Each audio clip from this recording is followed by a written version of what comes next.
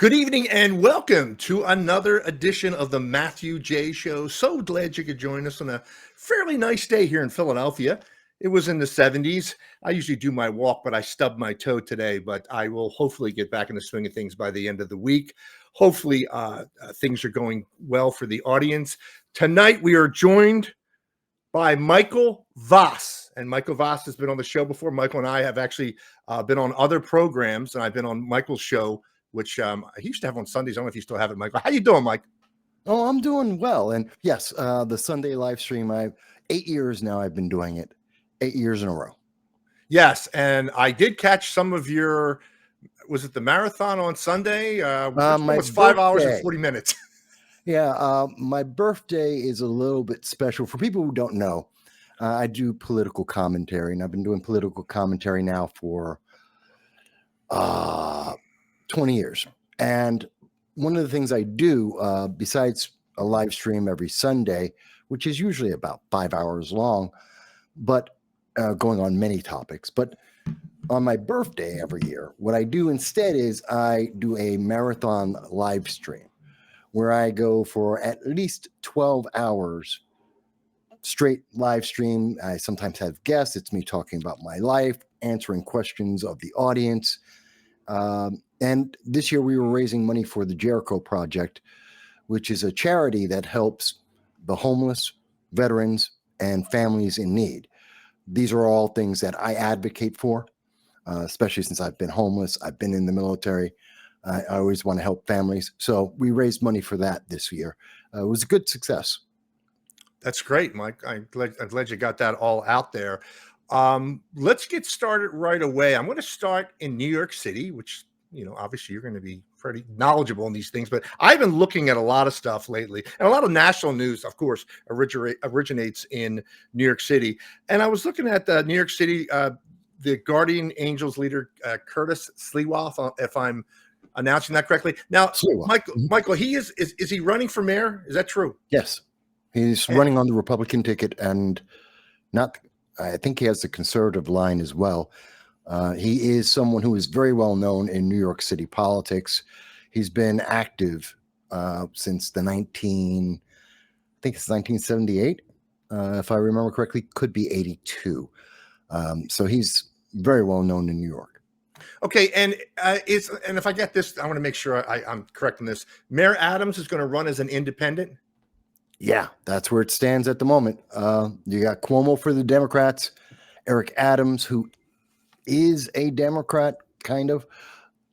He actually was, when he won the election, he went on CNBC and told the world that he actually is a practical progressive.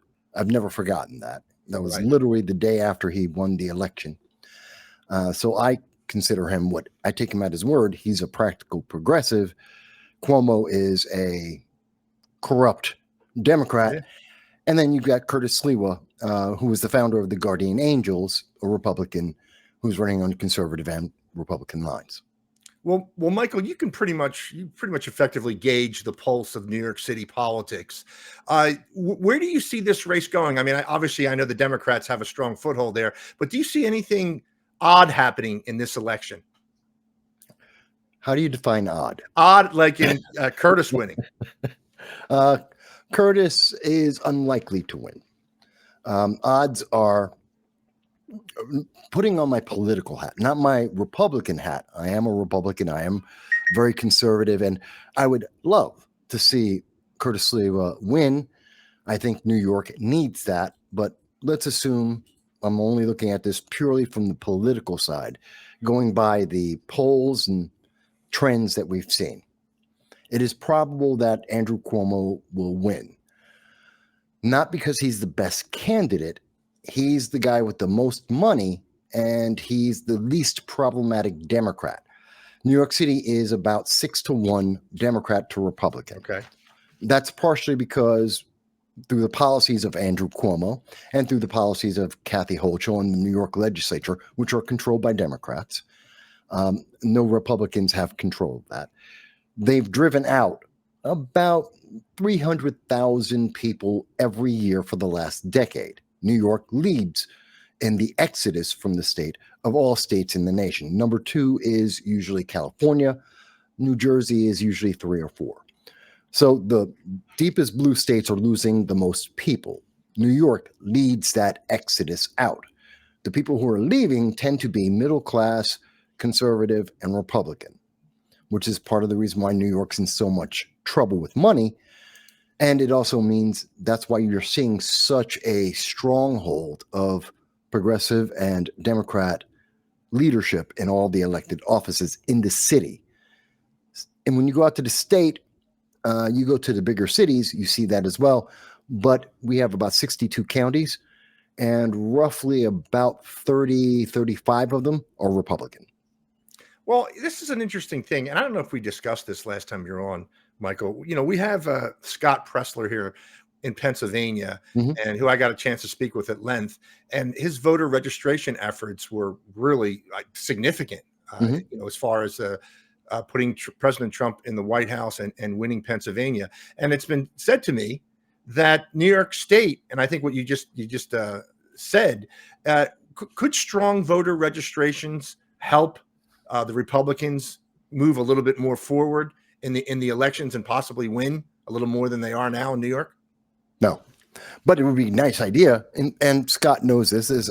I haven't spoken to Scott Pressler. I don't know him personally, but we do know that he is making an effort to go into New Jersey. He believes, yes, going from Pennsylvania, which is kind of the tri-state area for a lot of people outside the country, right. Pennsylvania, New York, New Jersey, sometimes Connecticut, depending on how you want to draw the lines. That's considered the tri-state area because we're so close to each other. And what you're tending to see is that there's a bigger opportunity in New Jersey in many of the races than here in New York, because you don't have as extreme a margin of Democrat to Republican, registered Democrats and Republicans, as you do in New York, and especially New York City. What you need, and we may talk about this in a little bit, about Elise Stefanik, who I am absolutely sure is running for governor. And I have an entire reasoning for that. And she won't win unless, and this is true for also the mayor's race, you won't see Curtis Lee will win unless they adopt third-party politics and bring in significant individuals in the third-party world.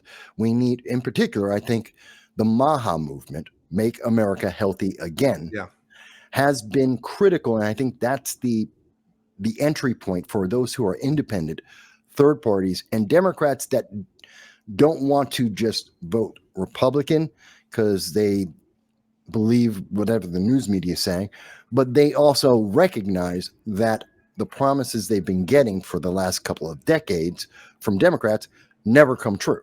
They've never had, in fact, they try to stalemate and do nothing. They want the status quo, even though the status quo doesn't work for their constituents, but it works for the politicians and the politicians' donors. Recognizing that dichotomy, that conflict, Democrats need something that makes it easier for them to say, okay, I'll vote for Republican because I'm really voting for, as we saw in the 2024 election, you've seen many of them say, I was voting for RFK. I was voting for MAHA, Making America Great, Healthy Again. I was voting for Tulsi Gabbard. I wasn't voting for Trump. That's their way of saying, well, I know the Democrats have failed and they are flawed and they have lied and they have stalemated this nation.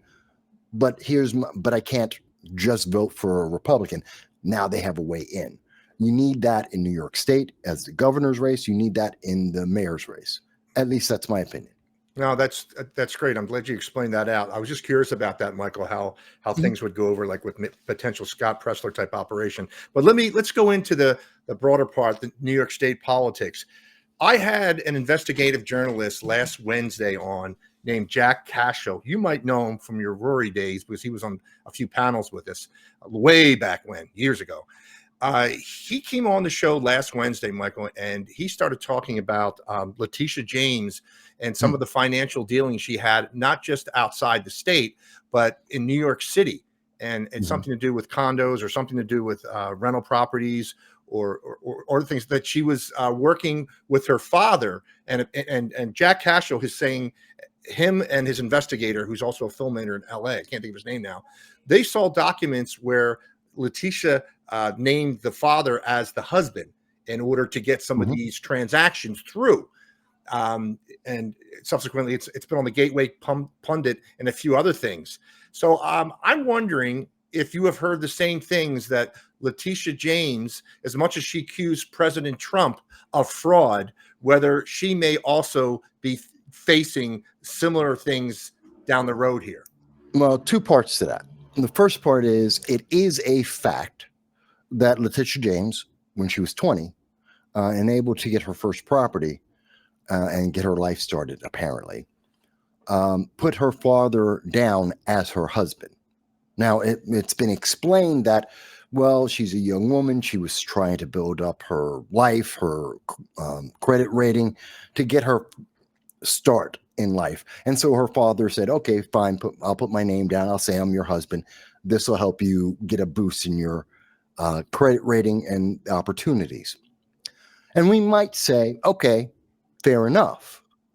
Except that's not the only thing. So that's one issue that she did.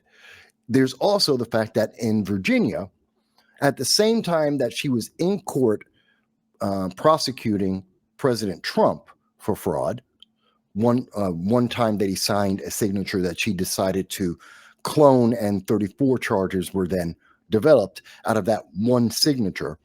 Well, at the same time she was doing that, she was selling a property in Virginia. Now, purchasing a property in Virginia, excuse me.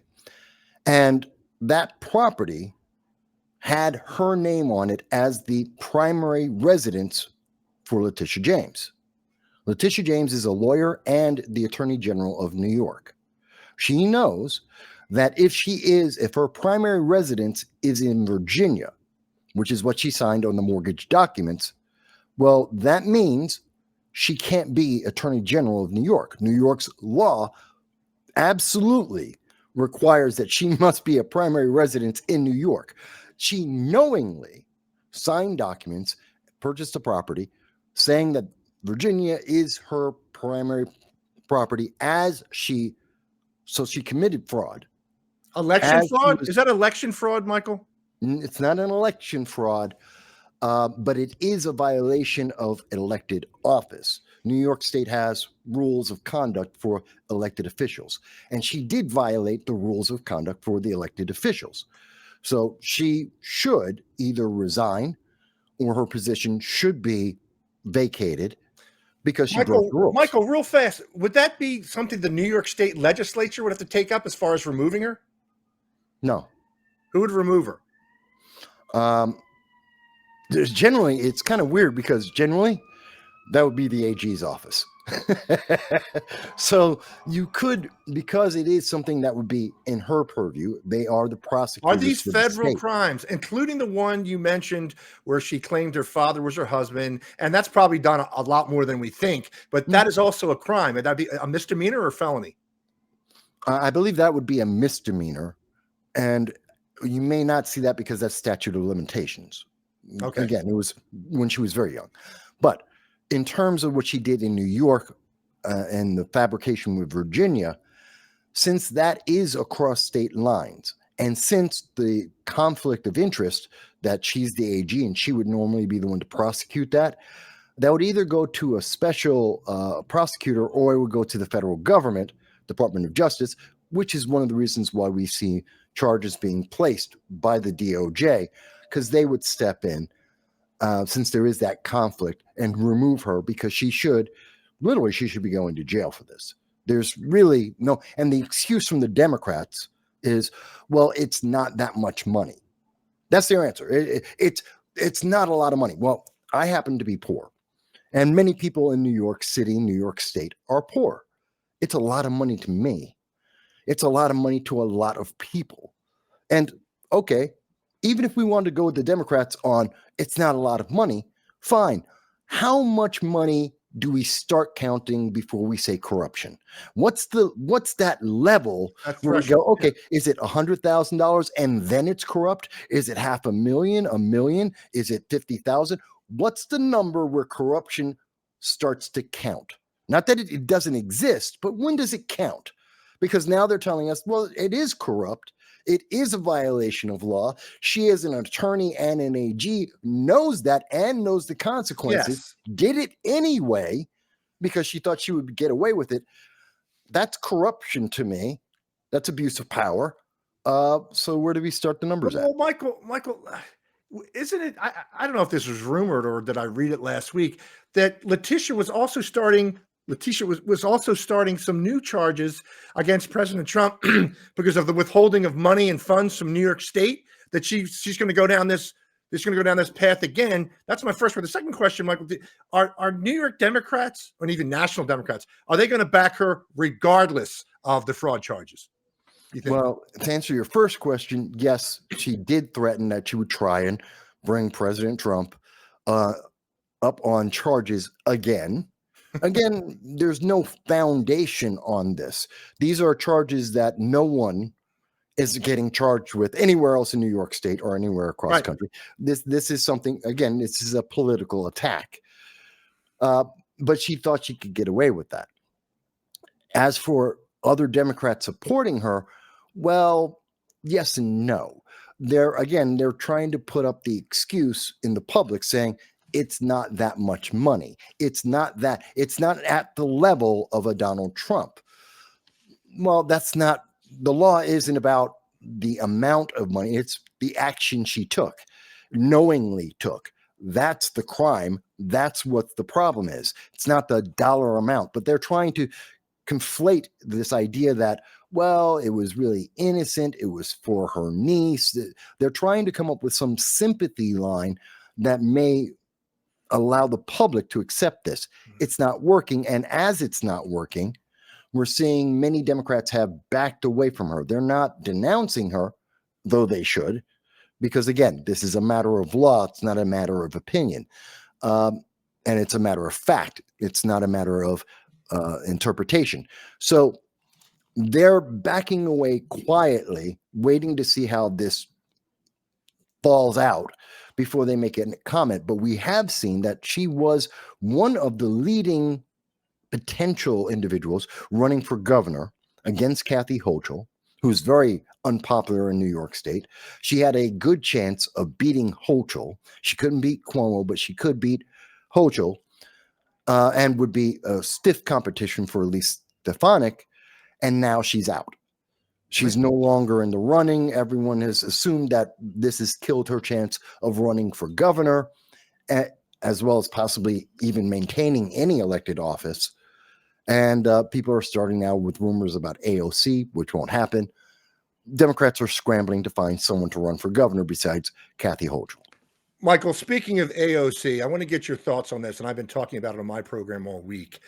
What do you make of the whole AOC, Bernie Sanders national tour against billionaire class, and we're trying to get everything back for the working people? This is coming from a guy that owns a couple $1 million homes, and AOC, who reportedly has millions as well. The billionaires are what put the Democrats in power, and dark money and whatnot. So what do you make of this national tour of AOC and Bernie?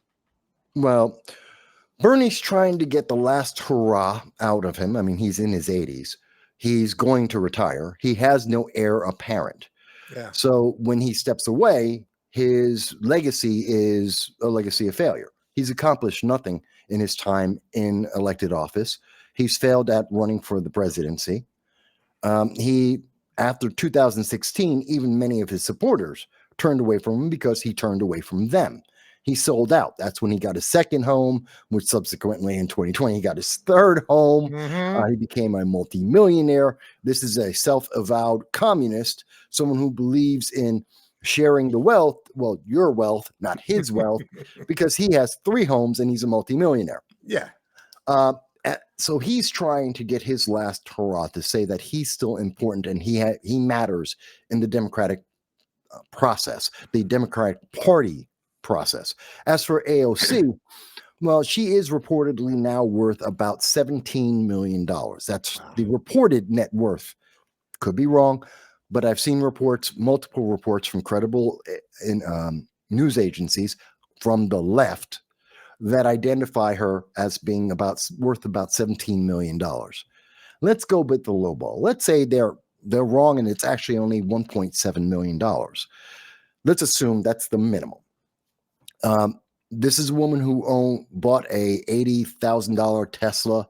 She lives in a $15,000 a month apartment complex that is guarded and secluded from the public. She's got an expense account. Here's the thing. She still owes her college debt. Wow. She started off as a college student with an economics degree, believe it or not, and she was massively in debt and working as a bartender. She suddenly becomes a member of Congress.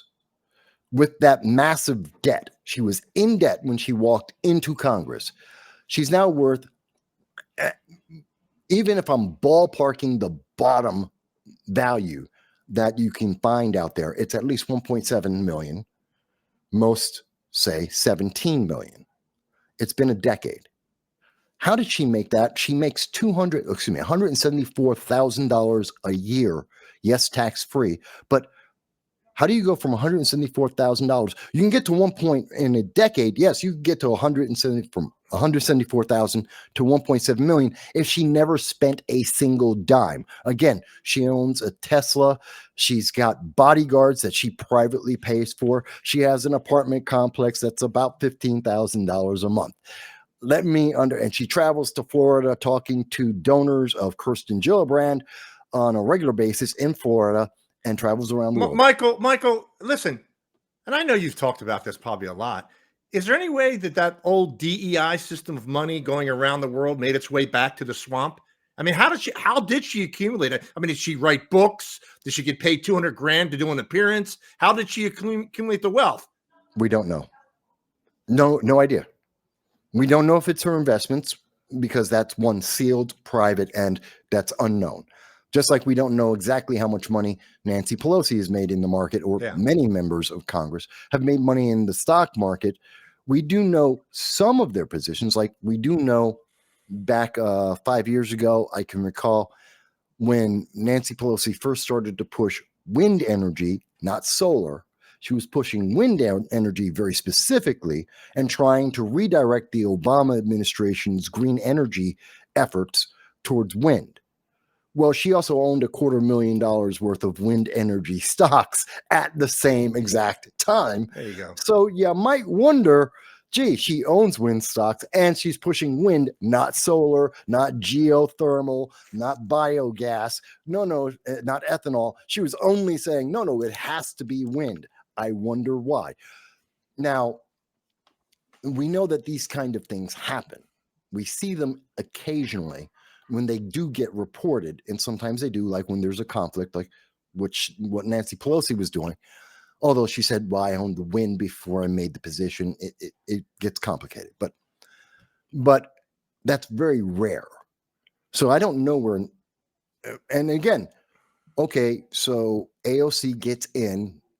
She bought the Tesla, bought the condo. She's traveling around the world, changes her entire wardrobe, changes her entire lifestyle, and somehow had enough money left over to make investments that were so successful that she somehow made a 10-fold or 1,000-fold return. I used to be a stockbroker. I've seen many stocks do very well. I've seen home runs. I've seen misses. And I can tell you that 80% of people who invest on their own lose money every year. And for people who have a broker, if you have an exceptional broker, you're going to make money 60% of the time, every single year. No, I got you. No, Michael, I'm glad. I don't want to give that stew not too much airtime, AOC, but I'm glad you illuminated those points. Very interesting points. Now I have to ask you a pretty big question here. Okay. About Elon Musk and Doge and whatnot. When do you think it's appropriate after Elon doing, his Doge work, and hopefully that's going to be successful? Is it appropriate, Michael, for him to step away like he's suggesting at the end of next month and then have a very limited capacity? Should he just stay on indefinitely for the duration of the Trump term? And the second thing I want to ask you about is I just saw that as breaking news that Tesla's earnings are down 70% in the first quarter. Loss in is there a correlation? Is there a correlation between that and what he's doing in the Trump administration? Or can you connect the dots for the audience? Sure. Now, the left-leaning media is going to give you the 30-second headline, which I saw before we came on. Oh, Tesla car sales down 20%. Earnings are down. This is why Elon Musk is going to be dropping out. Matter of fact, it was about 2 weeks ago. There were a bunch of headlines. Elon Musk says that he's done with politics. He's done with the Trump administration, and he's going back to just the car business. That's not true. That's all a lie. That's a headline that misinforms the public, because here's a very critical fact. And if you look in the articles, whether it's the New York Times or the New York Post, doesn't matter. You look at the news media, you will see one very important thing, usually about the 5th to 7th paragraph in their article, which will be 10 paragraphs long. So they buried it. Elon Musk is a special employee of the United States government, of the presidency. Special employee of the government. That means he has a 130-day term, period, full stop. It's not a choice. It's not an option. He can leave before then. The president can say, he's there at the discretion of the president. President Trump can say, you have to go now. And he can do that for many of the cabinet positions, many of the employees and workers in the government. But Elon, maximum is 130 days. He's leaving in May, approximately May 20th, because he has to.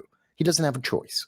It's not an option. It's not because he's done something bad. It's not because Trump is upset with him. It's not because he has failed. He has to go. And Michael, remains. Let me ask you a question, and I'll take it from the other end of the spectrum, okay? The way the left is throwing these barbs at him. Given to what you said, a special government employee, or however you characterized it, should he be excluded, or his company excluded from getting access to bidding on these space contracts and whatnot? That's what the Democrats and the bought and sold media is running with, saying he's getting inside deals. He's got a deal worked out with Trump. Is there any validity to those statements?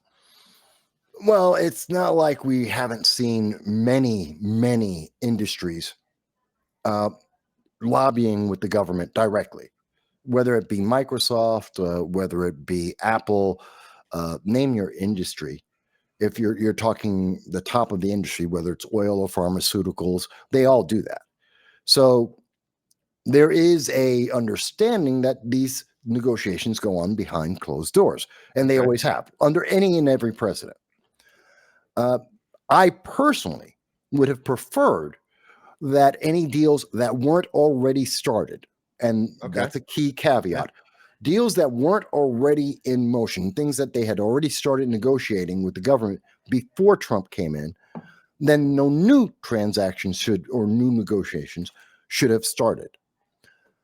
That's a disadvantage to Elon Musk. It's unfair because we've seen small business and business committees be created by Obama, by Joe Biden, that included these mega giants, and they had direct influence on the presidents.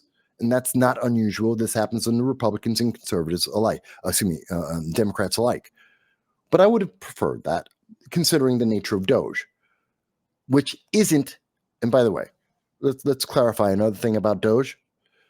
Elon Musk is the wealthiest man in the world. He has one of the most successful businesses, actually several of the most successful businesses in the world. He doesn't care about your grandma's IRA or her check, her Social Security check. He's not going to get rich off of you. You don't have enough money to even be counted as an accounting error in his income.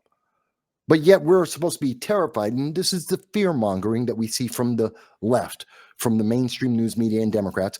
We see this on a regular basis. Oh, but you have to be terrified because he's going to get your information. Well, any information he can access, guess what? Do you have a bank account online? Have you ever bought something online? Do you have a streaming service that you use? Did you read the fine print of all those documents that you signed to be able to use those things, whether it be eBay or Disney Plus? Because if you did, you gave away all your private Well, that's the information already. accusation, Michael. That's the accusation. The Democrats is that he's compromising the privacy, the confidential information. But my question, I think you answered it, is that in order to do Doge effectively, you have to have access to these documents, right? Well, and they are securely accessed. And how do we know where the corruption is if we don't track the money? Yeah. If we don't see? We found out for the first time, that there are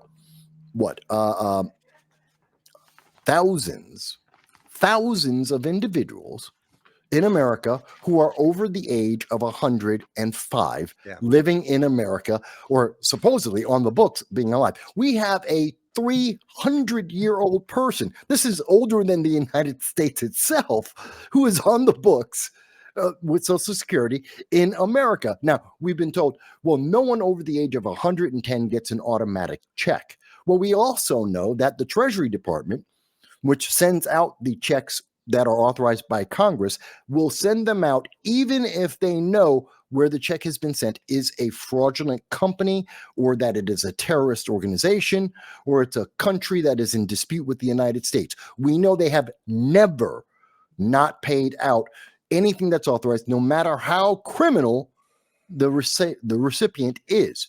And you mean to tell me that they guarantee that no one who's 110 or older has not received a check? How do you know that? Unless we look into that. We don't know. The evidence that we have available to us says that, yeah, they probably did. And here's another thing. Now that we know this, one of the things I would have loved to see followed up, how many of those individuals over 100 years old are voting? How many of them have been registered to vote? How many of them are voting? Has there ever been a vote for them? Have they been voting for all these hundreds of years? Because they might. Because according to government, they're alive. That's a legit question, man. And the other thing I thought maybe you might be bringing this up is that Doge found out over 5 million illegals have Social Security numbers. That should also be a pretty big deal, right? Oh, absolutely. Well, we know in 2024, in October of 2024, we saw the DOJ under the Biden administration arrest several individuals who are illegal aliens who are registered to vote in the United States. And in fact, I know there was one woman, I forget which, I think she was from Chile, who was voting since the 2016 election. She voted in presidential election 2016, 2020. She had voted in the midterms in 2022. But we're told that doesn't exist. We know that it was Oregon had at least they reported publicly that there were 300 illegal aliens that had been registered to vote accidentally by their automatic system when people got their state ID, which illegal aliens shouldn't be allowed to do, but they did. And they got an ID, but they were automatically registered. Now, they said the initial finding was that there were 300, and they knew there were more. They didn't know how many more had made it through this loophole, and they never reported publicly how many more were found. But we know it was at least 300, with the expectation of perhaps 1,000 or several thousand. And we do know now the question that really has to be answered, because the Democrats go, yeah, but it was 100 people. That's not changing a state election. Nobody will change local elections. If I can get 5,000 people to vote any way I want in one state, will I change the governor's race? Probably not. But I can change every other race. I can change every other local race. I can pick the judges. I can pick the DAs. I can pick the judges. I can pick the mayors, the county boards, you name the position. I can put in any of my people. So right. Federally, I didn't get to change the president, but I control the state otherwise. Right. Now, well, Michael, let me ask you this question, and I don't know the answer to this. I'm throwing it out to you because I know you can break things down like this.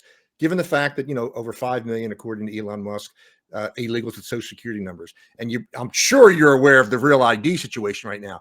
Mhm. Would it be easier now if these illegals have obtained Social Security numbers and other things to slide in, have a real ID, and then they can just run wild with it? Are these separate things here? The Social Security numbers and then getting a real ID easier? Are they separate matters, state and federal? Is there any correlation there? Well, the government has never looked into this directly, so we can't say absolutely. But looking at the law of averages, of just looking at the mathematical probabilities, when you have that many people, is it likely that they will get registered? Yes, and we know they are getting registered Okay. in some degree. Even so, let's say it's 1% of the 5 million. Well, 1% of 5 million would be 500,000. Yeah. 500,000 is enough to win states. That is Exactly. enough to change an election. I'm going with 1%. Okay, that's too high, Mike. No. We're more efficient than that. No, nothing in the government is more efficient than that. And we would see the numbers be much higher. But let's say we suddenly have the most impressive performance of our governments ever. And let's say it's 0.1%. That's 50,000.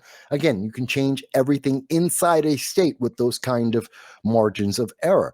There must, by those numbers, we're talking about so many people, there must be. Now, that's not assuming, and that's all assuming that they're all innocent individuals, that their crime, the only crime they have is that they've committed, they entered the United States without authorization or without permission, and they are working in the United States without authorization or permission. Okay, so we have 2 crimes for every one of those illegal aliens.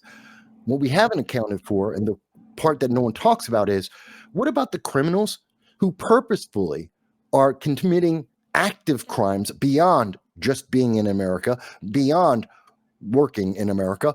We're talking about, that's where the MS-13s, the Venezuelan Tren de Agua, and the 98 other gangs that the United States government is currently tracking that have been violating our immigration Michael, real laws. fast. I know. Listen. I got so much stuff to ask you tonight, but now you brought up MS-13. Sure. Why, Michael, are the Democrats choosing this hill to die on? As far as sending, Van Hollen down. There's a congressman from Florida that was there. Why do they think it's a good optic bringing terrorists back to America, where essentially when they get here, my understanding is they're going to get kicked right out again because they were in the country illegally? Why are the Democrats focusing on this? Is this what is it illegal immigration is everything to them? Well, you're talking about Kilmar Abrego Garcia, Yeah. otherwise known as Maryland Man or Maryland Dad, which is very interesting that the news media focused on Maryland Man, not American citizen, Maryland Man or Maryland Dad. Good point. Good Pulling point. the heartstrings. This is meant to pull the heartstrings. This is also why you see most of the major news media only refer to him as Abrego Garcia. You always hear Abrego Garcia, Abrego Garcia. Why don't they say his first name, Kilmar? Well, the simple answer on that is because people will mispronounce it. They will mishear it, and they will hear Kilmore. His name sounds like Kilmore. And Kilmore with illegal alien is a negative context. Therefore, they skip that and they go, Abrego. Because even if you screw that up, that's not a negative context. So that's how subtle these things are. Why are they focusing on this? Because they thought they had a story to pull the heartstrings.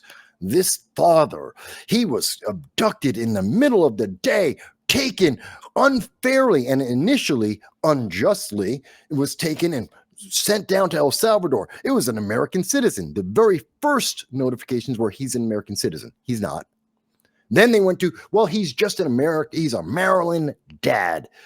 He's a father. Don't you want him to be with his family? His family can go to, one, they can't be with him. He's in prison. He's a criminal. Two, they could go to El Salvador. That's his native country. They can go to where he is. The child will still be an American citizen. His wife is still an American citizen. They can go to him. They don't have to be in America. He has no right, no obligation to be in America. And at the very simplest thing, remove everything else, he is an illegal alien. There is no question. Since 2012. which means he needs to be deported, mass deportations. We focused on the violent criminals first, the gang members first. But again, that's first. That doesn't mean he's illegal, so he doesn't go. He goes. Whether he committed additional crimes or not, he's still going to get deported. But again, the left wants to focus on the family aspect. That's why they can't not say. Michael, can I just go back to the beginning of what you said? And this is the most important thing. And you're going to say, hey, Matthew J., that's pretty much common sense. But when you say, Matthew, why they refer to him as Maryland man? They're not Maryland man. They're not referring to him as U.S. citizen. It's Maryland man. And Michael, and this is great how you dissected this. That's something people are like, oh, I'm not going to pay attention. But it's everything. The media knows those words are going to be like, oh, Maryland man is ripped from his family. You're not saying about the protection of abuse order, the potential, sex slave trafficking when he was pulled over by the Tennessee State Police, let go by Biden's feds. But you're right, Michael. The bought and sold media and whatnot, they use things like this, and I'm glad that you emphasize. I know you're probably saying, Matt, that's a simple thing everybody should know. You're right, but a lot of time that goes, why are they calling him Maryland man? Why are you doing that? Why aren't you calling U.S. citizen was unlawfully brought? And like you said, he's an El Salvadoran subject citizen. He's at the discretion of the El Salvador president. And he's not going to let him go. But they think this is a good idea. And Mike, I follow BBC and World Press too. They were jumping all over this. Now they're pushing up. They're coming a little bit back because they know that they screwed this one up, that it's not flying with the average American. They know what this guy's all about. I mean, the MS-13 is on his knuckles and all this other stuff. So, but I just had to say that, Michael. I'm glad you put that out there because I'll be honest with you. I keep hearing Maryland man so many times. It just goes, shoo. But you're right. It's to let you say, oh, wow, he belongs here. He doesn't. And he broke the law, like you said. And that's the whole point. They're trying to normalize this and to find a way to pull on the heartstrings so that people go, oh, see, Democrats are right. Trump is evil. He is orange man bad. MAGA is evil. They're racist. So we have to vote. The only answer against that is vote Democrat. That's the whole goal. He's being used. He is a useful tool for them right now to try and get people to vote because they're racist. You're Republican. You must be racist because the brown man went to El Salvador. First of all, he's not our brown man. He's El Salvador's brown man. Okay. Second of all, doesn't matter if he's brown or not. He's an illegal alien. That's the emphasis. No one said brown people. We're not just looking for brown people. We're looking for illegal aliens, whether they came from Germany or they came from Africa or they came from Laos or China or they happen to be from South America. Wherever they came from, we're sending them back. Right. And by the way, if their government doesn't want to take them or they want to delay taking them, they're not our responsibility. The American people who are paying for this, and every dollar we spend on illegal aliens means that we have more inflation, which means the poor become even more poor. It actually rises prices in America, and I can explain that easily for anyone if they're wondering about it.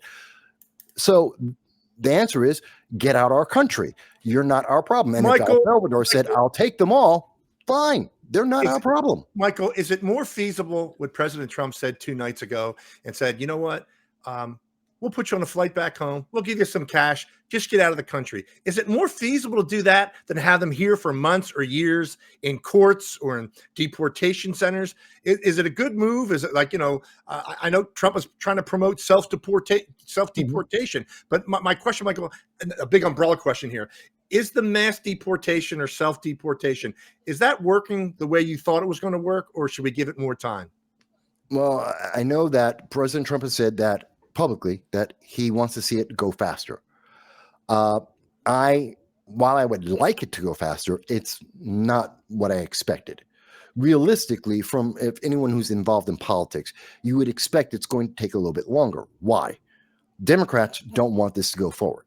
Yeah. We already know that they wanted, they opened the border. They wanted illegal aliens in, and we heard from Kamala Harris herself when she was speaking in Philadelphia to ABC News, she said the plan was to open up the borders, allow the illegal aliens in, have a path to citizenship, and now they're citizens. These people will be dependent. Now, what she didn't say is that makes them dependent on Democrats to remain in America, and therefore they're going to vote Democrat. Democrats will win for the next decade or more based on that.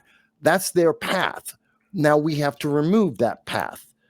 Mass deportation is great, but we are seeing that Democrats are now, after the shock of the first 50 days of executive orders and changes, now that we know what Trump is trying to do, we've seen the bulk of many of the outlines of what he's going to be changing. Now Democrats are trying to slow down the process.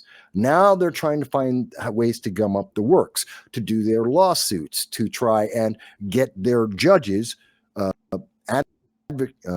judge advocates, try and slow down or reverse some of the actions to question the legal ramifications. Again, Trump hasn't made a new power.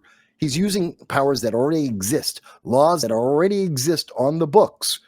The Democrats just didn't have an imagination to think of using them, but Trump is, and therefore he has been doing it. So I don't, while I would like to see it go faster, it's actually going about what I would expect. The bigger thing, and no one has noticed this, if you look at the CBP, the Customs Border Patrol, and looking at this is a division of the United States government.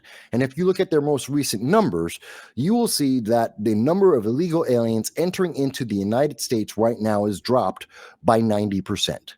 90% fewer illegal aliens are entering the United States, having encounters. That's what they call it. When we become aware of them, that they have met with our Border Patrol, that number is down by 90%. You're not hearing about the caravans, the migrant caravans that are miles long, that have traveled 1,000, 2,000 miles with children on their own, surrounded by sex slavers and gangs, entering into America. You don't hear that anymore. That's not happening at the border in the numbers that we saw for the last 4 years. And that's because he has been. Part of the mass deportation is not just removing 650,000 violent criminals from America or getting the 8 million illegal aliens out. It's also preventing new ones to take their place. And no one's perfect. No nation on the planet can get that down to zero. But there's a big difference between 50,000, 100,000 illegal aliens in a year, 500,000 in a year versus 8 million in a year. Big difference. And I understand. Yeah. And Michael, let's get to the larger question. That's very important data, what is happening on the border now, as opposed to Biden's open border. Here's the big problem, Michael, and I know you've probably talked about this at length. A constitutional crisis in respect to President Trump as the commander-in-chief, chief magistrate. We've got federal judges across the land now trying to thwart his agenda for removing terrorists and illegals. My question to you, Michael, is the Supreme Court, Chief Roberts and the crew, are they going to take a step back and say, well, we'll let the federal judges handle it like they've done in some cases, and some cases have gone our way? What do you see the big picture as we go down the road? Because I think you mentioned it. Lawfare is continuing unabated like it did with Trump from 2016, 2020 on. Do you think we're looking at a big problem here? Because eventually, and I'm just guessing here, the Trump regime is going to, I shouldn't say regime, the Trump administration is just going to say, no, we're not following all this, these Marxist judges, let's put it that way. We're going to enact things, President Trump, again, commander-in-chief, in national security issues, Michael, like we have with MS-13 guy going to El Salvador or other places. That is President Trump's job, is to keep the homeland safe. It's not federal judges acting like the president of the United States. Well, what I'm asking, Michael, where is all this nonsense going to end? I know it's a huge question, but it's a scary one. And you hear the words constitutional crisis almost every day now. Yeah. I'm sorry. I laugh at that because, in his first term, we heard the words World War III every day. Yeah. And, it didn't happen. They need Yeah. Yeah. something. They need a fear driving people back to the left because the promises of the left all failed for 4 years. And so the only way to get past the abject failure is, oh, I'm so afraid that I have no other choice but to go to the Democrats. That's their hope because they have nothing else. They offer nothing. Literally, there's name one policy that they've offered, one solution that they've offered under Trump or even before. They don't have one. But here's the thing with the Supreme Court. Now, first of all, over the weekend we had the shocking and sudden reaction by the Supreme Court to try and prevent further detainees going into El Salvador. And Justice Alito, I agree with him and Justice Thomas when they said this was absurd. This was ridiculous. Should never have reached the Supreme Court, not because of the decision. They skipped the process. It was supposed to go through the lower courts first. They were supposed to have both sides speak about this. This was very much like what you saw in a red flag law, where only one side made a complaint to a judge, and the judge said, okay, go ahead. I agree with you. Here's a warrant. Here's an action that we're going to place on this individual. This is not due process. The answer is it has to go through the lower courts. They have to make decisions, cite their cases and the precedent, and then it goes to the Supreme Court, and the government has to have an opportunity. Both litigants have to have an opportunity to present their case at the same time to the court to be questioned so that they can then deliberate and make a decision. Right. That's what Justice Alito said. It was very important to understand that. And he is right. Now, why did I think the Supreme Court did this? Because they've been lax to a certain extent. There's been a slew. There's more executive orders so far under President Trump than any other president ever. Yeah. And that I don't like. I understand why he's doing it, because Congress won't act otherwise. Nothing was moving forward. And they promise a lot, they do nothing. Now he's forced people to act. The Supreme Court has been hands off on all of that. As a reminder to Trump, to President Trump, and to Congress, that the Supreme Court still is watching, that they're still aware. I think this is their way of saying, slow things down. We're moving very, very fast. And we need to reflect on this. I think also that they're being overly kind to illegal aliens in extending, and this is all the courts have done this, where they extend American rights to foreigners on our soil. I think that's an overreach. I don't think that's what the Constitution says, especially when these individuals have their first act in coming to America is criminality. Michael, real quick, we can't have the ACLU determine our immigration laws and how we put them in effect. And I think they're playing a big role here at this point. I think they want to, but I think we've also seen that the Supreme Court has sided and said, yes, the president is acting within his rights as the executive branch to enforce existing law. And he has enforced existing law. The whole argument, if we really pay attention to the details, and the news media likes to gloss this over, Democrats are arguing about how he's doing the law, that he's not filling out all the paperwork they want, which is just a way to slow down the process, which allows them to give loopholes. The loopholes have been built into this process to allow these illegal aliens to stay in. Again, going back to Kilmar Abrego Garcia, when he was caught in 2019, 7 years after he entered into the United States, and he was going to be deported. At that moment, he claimed, hey, I'm seeking asylum. If I go back to El Salvador, I'm going to be the victim of gang violence. Well, that's because you're in a opposing gang. It's gang on gang violence. But okay, he made his claim. And that was a loophole in the process of deportation that allowed him to get more time to stay in America. That's what the Democrats want. They built in these loopholes so that these aliens can stay in America. Trump is saying that's not necessary, and he has the right, as per law, to immediately move this forward. It's his job. And that is his job. So the real question is that procedure necessary? Is it just a loophole factory, or is it essential? And I honestly, and they always like to try and say, well, this is going to affect everyone. They're not coming after me. I'm a black Puerto Rican. I'm not on any list. I'm not part of an MS-13 gang. Michael, it's not affecting me. Let me throw this at you about what you're discussing. It's amazing that the Democrats and their media accomplices are saying, well, our guy there, the Maryland man, he has to have due process just like everyone else. And I have to say to you, and I will drag this in, the 1,000 J6 detainees, where was their due process? How many times in U.S. history courts do the feds bat 1,000? 1,000 defendants, 1,000 convictions. Where was their due process? Oh, you mean when they were put into before they spent a year in jail, many of them in solitary confinement, before ever being put before the court to actually find out what the charges were. Something that Hakeem Jeffries was absolutely supportive of.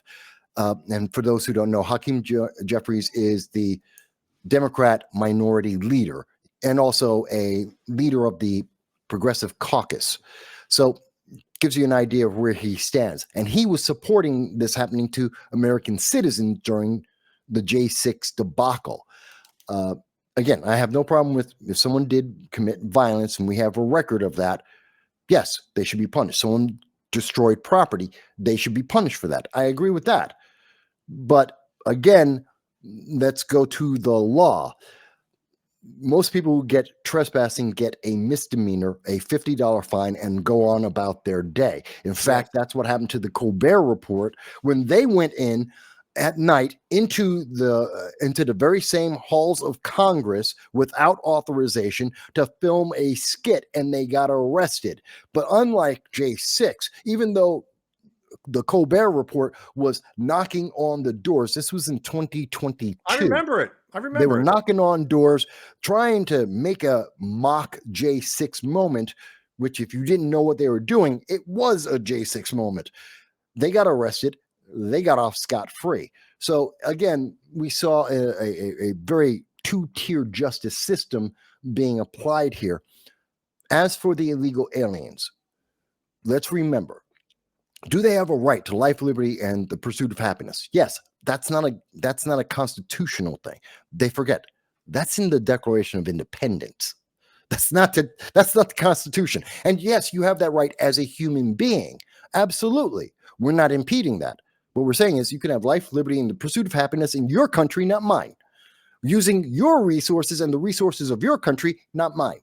I'm not responsible for lifting you up. Just like here in America, my fellow Americans aren't here to pay my bills. They're not here to lift me up. Yes, we can help each other. Absolutely. I have no problem with that. But I have no right to demand that you do things for me just because I exist. I have no entitlement to that. Mr.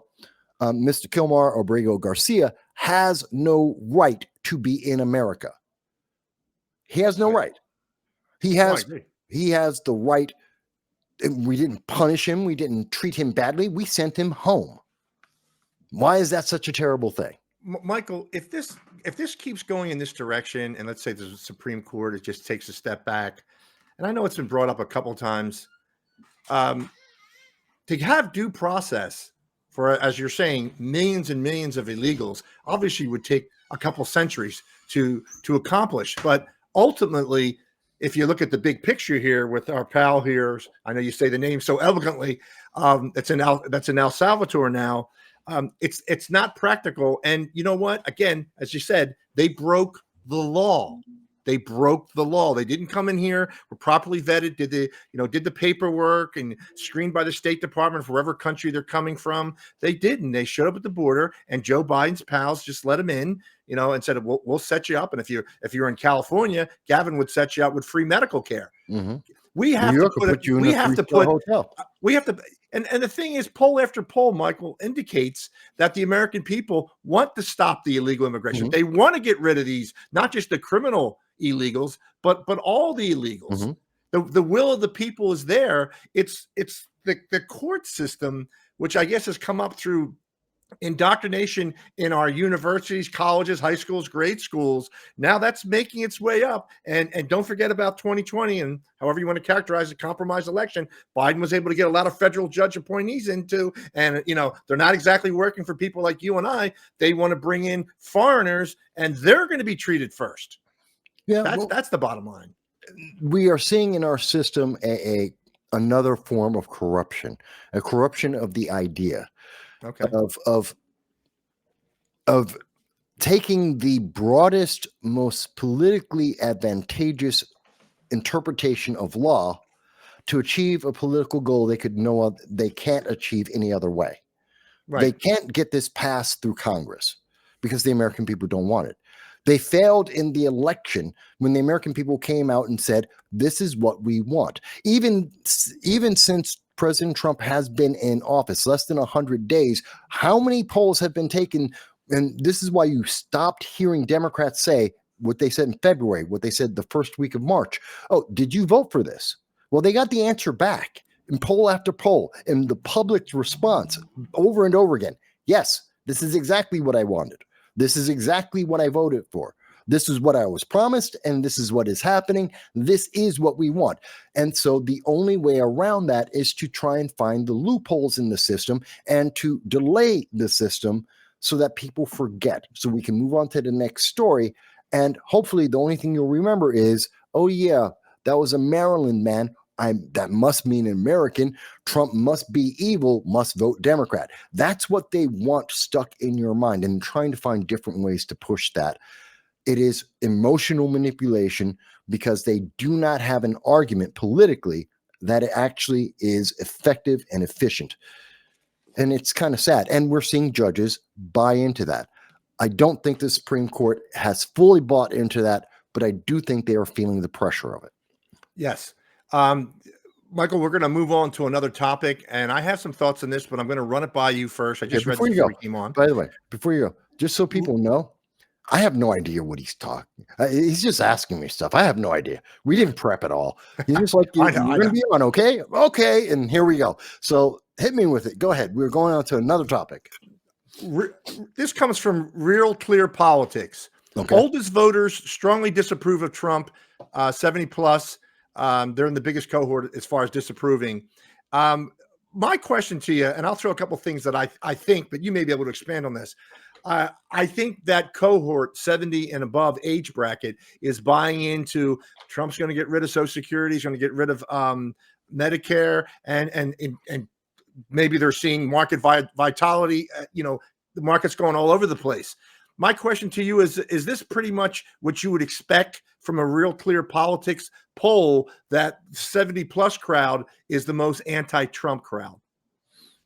Basically, yes, because if we're talking about those who are 70 and older, what you're talking about, people at the end of their life, but more importantly, what did they grow up in? An environment where Walter Cronkite was always correct. He was the most trusted man. They remember Edward R. Murrow, one of the most trusted men in news, in being independent, in being honest and open. And so they have the highest trust levels in the mainstream news media. Now, once you go beyond that age group, you have more people who have questions about the news media, that have doubts about the news media, why the news media is losing their strength, their position, whether it's newspapers or it's on TV. They have lost a lot of their credibility because we have seen repeatedly, as an example, Joe Biden. Is Joe Biden mentally stable? Well, the answer from the White House, the aides now, have been reporting to us that he has never, in the 4 years he was in office, he was always mentally compromised to some degree. And that means the reporters that were flying on Air Force One, that were traveling to the G20, the G7, that were speaking on him, people like Jake Tapper, as one example, they knew this. Yeah. They saw this. Members of the Democratic Party, the elite, we're talking about Schumer and Pelosi, Hakeem Jeffries, they knew this, that he had bad days and that he had strict limitations. He was a part-time zombie president. They knew this. And the news media didn't tell anyone. In fact, after the American people got to see this themselves during the debate in 2024, and it could no longer be hidden from us, because literally 1 week prior to that, you had Obama escorting Joe Biden off of a stage because Joe Biden was wandering off and no one knew where he was going. And we were told, see, the Republicans don't understand. Joe Biden's fine. He wasn't being escorted out. It was just Obama being nice. No, now we know he was being escorted off because he didn't know where he was. And we now know they lied to us for 4 years. And the White House aides are now disclosing something, that talking to the very same news media that they've been talking to for 4 years.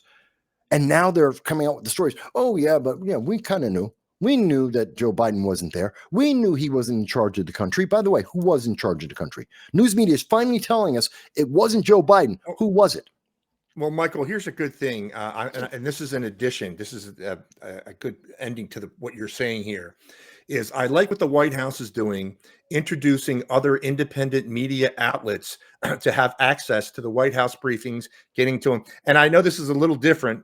I was at CPAC 2 months ago, and for the first time, Michael, and you've got to cheer me on, they granted me media credentials, which was shocking for all 4 days. Cool. So Yeah, I've been there. I've gotten media credentials before. Yeah, it's great. No, it was fun. I got to see a lot of back.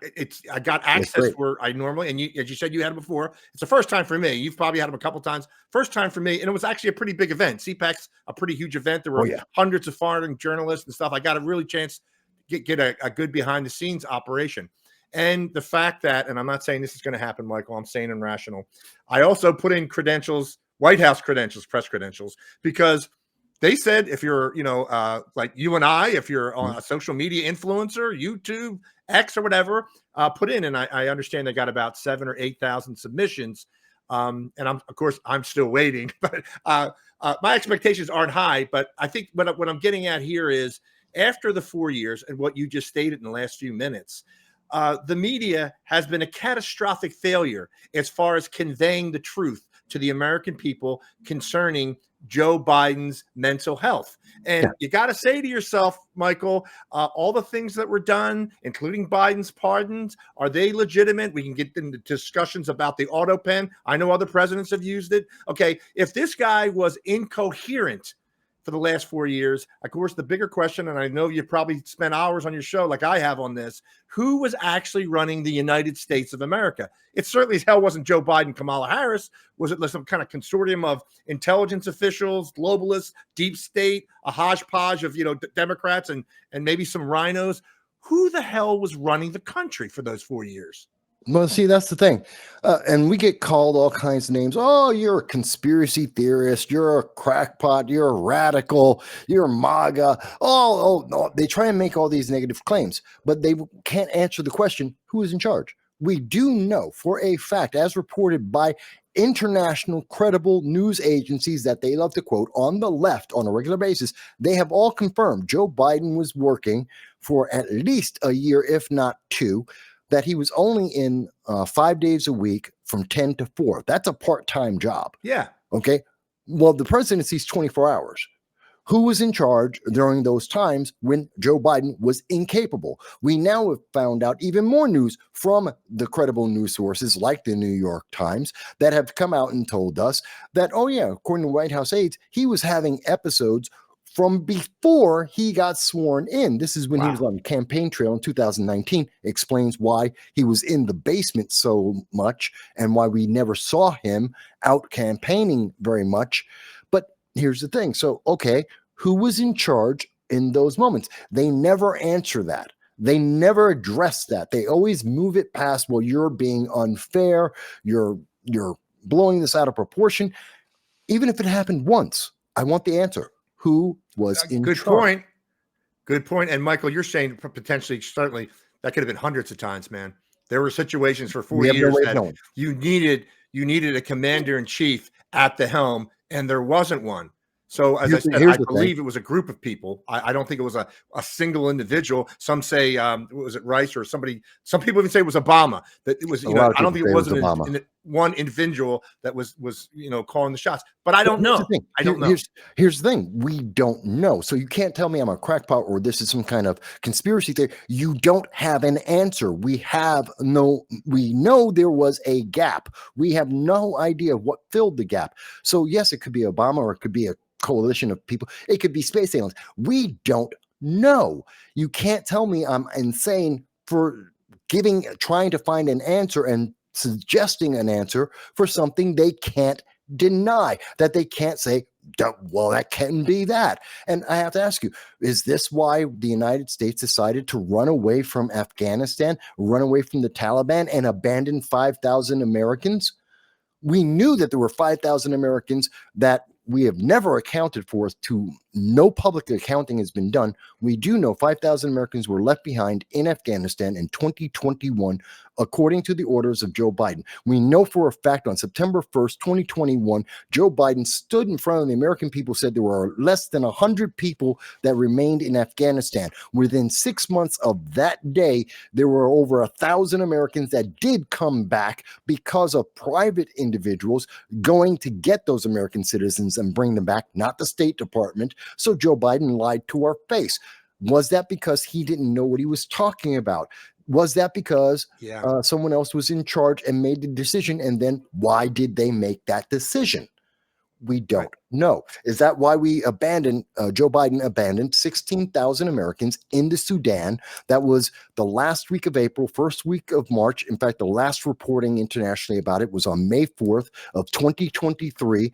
There were 16,000 Americans into Sudan abandoned, told, figure your own way back home. By the way, that was the time when the ISIS members that had been released from Afghanistan had gone into Africa, Central Africa, like Burkina Faso. They had instigated civil wars across Central Africa and including into Sudan, and that's why American lives were endangered.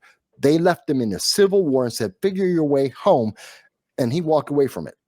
Well, Michael, listen, I'm listening to every word you're saying about the Sudan and whatnot. So would it be Michael Vass's contention, if you had to put $100 on it, would you think it was mainly intelligence / military operatives or chiefs or whatever that had significant influence on U.S. foreign policy, as opposed to our political class, that it was mainly intelligence and military apparatus that was making the decisions, not Biden or Harris?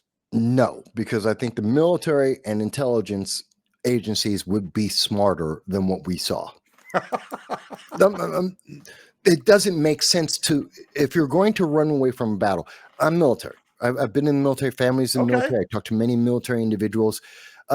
It makes sense. If you have to have a retreat, you have a strategic retreat. You retreat to a point of safety, which means we would have gone to the Bagram Air Force Base. Why? It's secure. We can fly planes in and out. We can organize from there. No one's going to get to the Americans there. It could hold an enormous number of Americans if we need, and our allies, as we try and figure out how to get out of Afghanistan. That would make sense. If I'm going to abandon a base, I don't do it in the middle of the night, not notifying my allies, leaving behind ammo, weapons, and money. I don't do that. I would disable every single weapon I can't carry. I would destroy the ammunition, if not rig it to blow up to take out the enemy. I would burn the money. I would not give them assets so that they can continue, so that when we leave, we now have created the first terrorist government in the world. We've created an actual army of terrorism under the Biden administration because we gave them the weapons, the money, and the ammunition. Michael, I know you've made this point. We don't know who was running the country. And as we're talking here, in the back of my mind, as crazy as it seems, they knew Biden was incoherent, but they knew to a certain extent Harris was the lesser of two evils. And this intelligence or army apparatus would probably try to, or maybe easily persuade her. Maybe the intelligence and military apparatus were waving shiny things in her face. But I agree with you. These debacles of the withdrawal from Afghanistan, you're essentially these were political decisions because they were so effed up. They had to be. Yes, these are people who did not understand the consequences of their actions, and we're not listening to people who would have. We would hope. I mean, we shouldn't have anyone in the Joint Chiefs that didn't have the foresight that I'm presenting right now to understand. And I was live on September 1st in August of 2021 saying, these are the things we're going to expect to happen. I was predicting it then in real time, live streaming it, covering it. I've covered it in detail since that day. If I can figure that out, and yeah, I'm not stupid, but then again, I'm not privy to all the secret information that they have. If I can figure out the consequences and they occurred, so can anyone in the military that would be advising the president. But politicians don't know about this. They've never been in the military. Many of them haven't been in the military. They haven't served. They don't think about consequences. Look at the laws they're putting forth. They don't think about the consequence. They think about the ability to say in a commercial, I did something, reelect me. That's all they want. No. I did something, reelect me. Yeah, but it was inefficient and ineffective. Well, you didn't ask me to do something good or be effective and efficient. You said do something, so I did something. I got you. No, we definitely covered it, and as well said, Michael. Let's move in. Let's get back to our country and talk about what's occurring. And I'm reading this I got today, and I probably pronouncing the county name. This is in Minnesota. The Hennepin County Attorney's Office said that it will not seek criminal charges against a 33-year-old Dylan Adams, who allegedly vandalized at least 6 Tesla vehicles, causing $20,000 in damage. My question, or two questions to you, Michael, is, well, maybe just one question, I think, Michael, when you look at the perspective. If the state attorney general or the state authorities aren't going after them, wouldn't you characterize this vandalism against Tesla vehicles, and as you mentioned before, Tesla is a temporary employee of the government. Wouldn't that constitute domestic terrorism? With this guy committed with the $20,000 worth of damage to Tesla vehicles? Couldn't they go after him from that realm? Because it's unbelievable that they're just letting the guy slide after $20,000 worth of damage. No and yes. It is absolutely, it's vandalism, destruction of property. It is, it can be coercive. That's the key. That's the key word. So it's obviously malicious.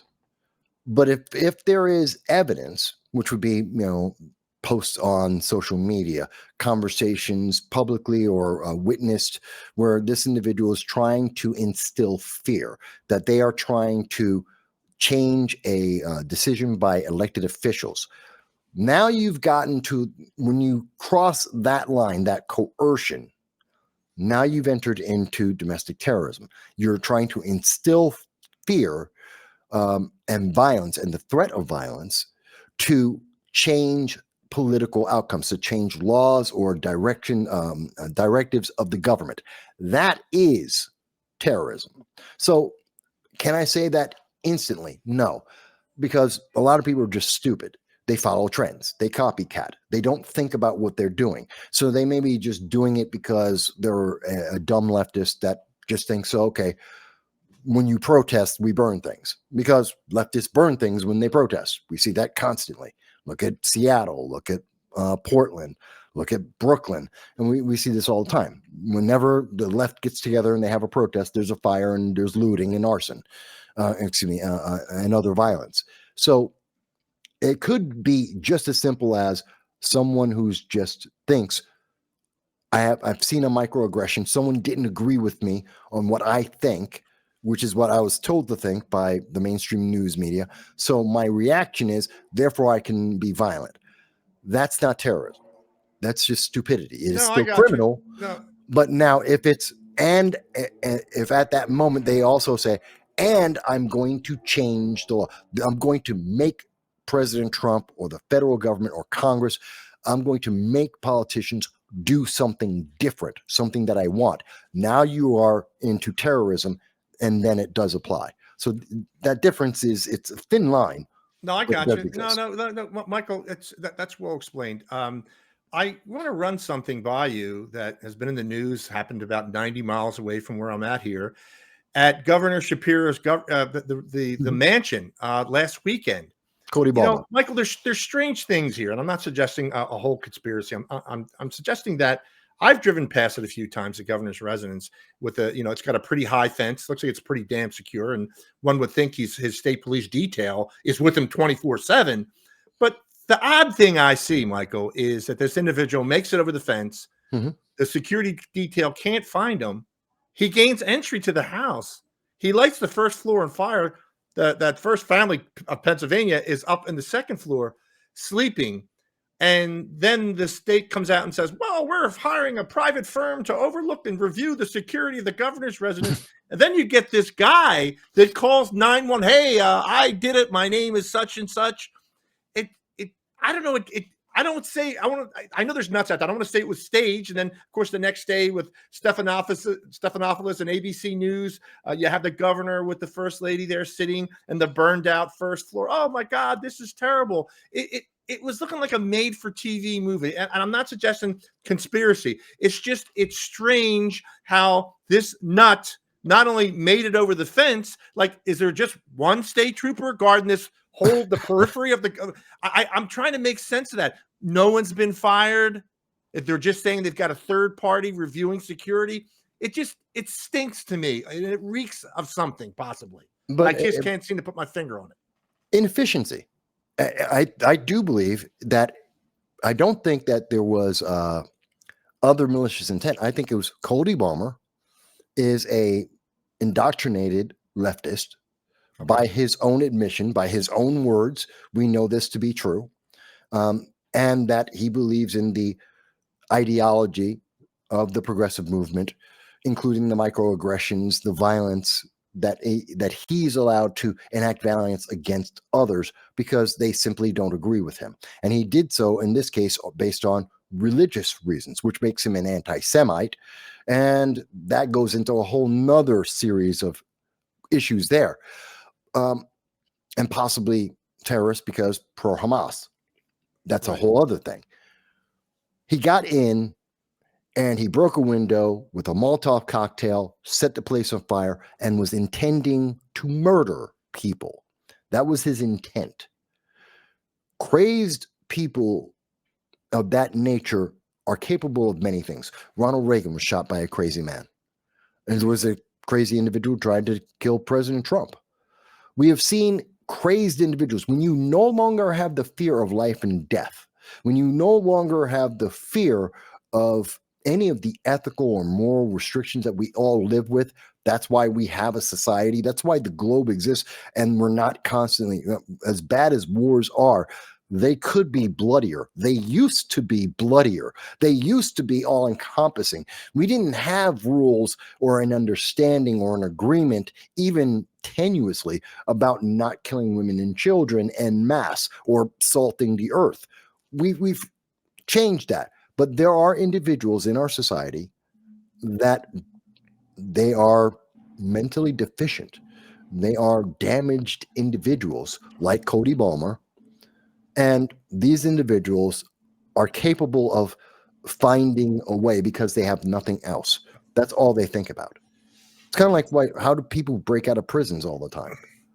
They have nothing else to think about. Michael, listen, I understand. And you broke that down nice, the psychology of this nut. You broke that down rather nice. I don't know. I look at you hear how efficient the Pennsylvania State Police are and whatnot. And I just think that it was, they talk about the brave, the first family and how brave they were. They were upstairs sleeping. They found out, and they're still going to go back and live there. So I just think that, That's the that spin there has to machine. be more of an explanation here. Let's put it this way: if I was the governor, I'd say, "Holy shit! Who did you hire? Did the detail?" And my wife brought this up the other night, and she said, "Was the guy asleep, or was some of the crew asleep?" You know, anything I guess is possible. But what amazes me is that, and look at, not that I like Josh Shapiro. This guy's a potential, was a presidential candidate in 2028 or whatnot. You think that maybe there's even an extra level of security by the state around it, because this guy is an important national Democrat. But it almost seems like the relative ease, and you saw this nut Cody come out, for his preliminary hearing, sticking his tongue out, blah, blah, and all this stuff. And I know what you're saying, and it's certainly valid that when you're that nuts and you're focused on one thing and you don't care about what happens to you, you can do things that maybe even sane people can't, because of the focus. You would never consider it. Yes, you would never ever consider it, or the focus of the crime. No, but I wanted to run that by you because it just. Michael, the way it's been, see, my feeling is that the Democrats and maybe in the Shapiros of the world was hoping when they go to that guy's house, he's wearing a MAGA hat. That's what they're hoping, they would run 7 ways a Sunday with that. That's what they were hoping. But instead, like you said, and I posted that immediately, this guy's a hardcore leftist. Okay, he's buying into the violence and all that other crap. Yeah, they were hoping for him to be a MAGA so they could push it. And I got to give it to Josh Shapiro. His media team were able to spin this very quickly. I mean, the family was brave. I don't know how brave you are when you wake up, there's a fire, you get out. I mean, that doesn't take bravery. That just takes intelligence, But fine. Okay. So they spun this. But yes, they were hoping, and they left it open initially until they could find out more. They were hoping for this guy to be, because the same thing that happened at the FSU shooter. Are you familiar with the Florida State University shooter, which is not being covered on a national level, been very much overlooked, where we have this individual, Ickner is his last name, who is a leftist. He's been known for going to the pro-Hamas rallies. He's been against Donald Trump in the rallies. He's very public about it. And now they're trying to say, well, he's actually a MAGA. No, he's not. All evidence has been very clear that he is indoctrinated. He's very much into the identity politics. And he went and shot up a bunch of people. And thus they didn't want to talk about it. We look at what's happened with Karmelo Anthony in that case, where literally they have been dragging this story as quietly through. They've been trying to gloss past that, what's been happening with that, but it's just been gaining national attention. I mean, when this kid, black kid, decides to stab someone in the chest merely because they touched him and said, hey, get out. You know what? That's not deadly force. And he is now out on bail. His family has $400,000, and I can't confirm this, but I've seen many reports that have said the family is now out spending part of that $400,000 that's supposed to be for this kid to get the defense, and they're spending the money. They're living the life of Riley. He's raking in money, and the news media doesn't want to touch it. Why? Because he's a black kid. Well, what's that mean? He just murdered somebody in cold blood for no reason. And all evidence so far, points to the fact that there was no deadly force being used against him. There was no deadly threat.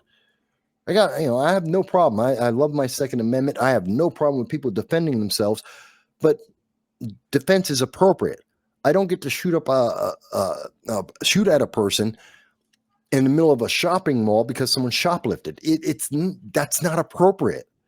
Same thing. No, I know Michael. The whole thing is a disturbing case. I had written, I know you're saying 400,000. I was hearing rumors of 900,000 that they moved into a luxury condo estate, that they bought an Escalade. I know that could all be bullshit, but I was hearing things like that. It's a sad story. Okay, you have the kid's twin brother dies in his arms, and you have two families essentially ruined. The death in the family and the killer's family, and the killer's going to have to, I shouldn't be saying that because it has to go through a court system. Maybe they'll adjudicate it differently. But there apparently is a videotape that has not been released that shows exactly what transpired. It's, again, a very tragic thing, but the media does seem to handle it the way that you just described. And I don't know if that's beneficial for the public, but obviously I think it's agenda driven. Yeah, it's agenda driven. It's the worst kind of agenda driven because it's using race grift to try and excuse something that we should all be able to say, that if Carmelo Anthony had no cause in his actions, that he's going to be locked away for life, if not get the death penalty. And it doesn't matter what the color of skin is. It doesn't matter about his age. It doesn't matter about how much money he made or his family is. And I don't care how he grew up. He, as an individual, had a choice. I mean, he could have even made the argument that, okay, I had the knife. He showed the knife, maybe even stabbed someone in the leg, maybe in the arm. You know, I get that. You're defending yourself, you know, swish the knife around. I get that. Oh, but they were going to fight me. That's not death. Michael, what you said earlier 2 minutes ago, did it warrant deadly force? No, it didn't warrant deadly force. All evidence says no. And until I see evidence otherwise, this kid needs to have the death penalty. No, I got you. Michael, let's move on to something that I know you're going to have some comments on. And I'll be quite frank with you. I was actually surprised at these numbers. And what am I talking about? I'm talking about these, the money, I don't know, you might characterize them as grants to Harvard or Columbia. I didn't realize, like some people are saying 2 billion Harvard, some are saying as much as 9 billion. If you look at all the departments, how is it that our tax dollars are going to places like Harvard that have endowments like 50, 60, 70 billion dollars? How I don't understand. Like, that's big money, Michael. It's not like a couple $100,000. This is in the billions, man. How did it get to that point? And are you glad that Trump is trying to put the end to that? Well, here a couple of things with that. Chuck Schumer is a big supporter of Harvard. Don't know why. It's not in our state. He's not representing them, so I don't know why. And he's somehow trying to push this idea, and they're trying to, again, collude these ideas. It's about the First Amendment. This has nothing to do with the First Amendment. Let's be very clear. Right.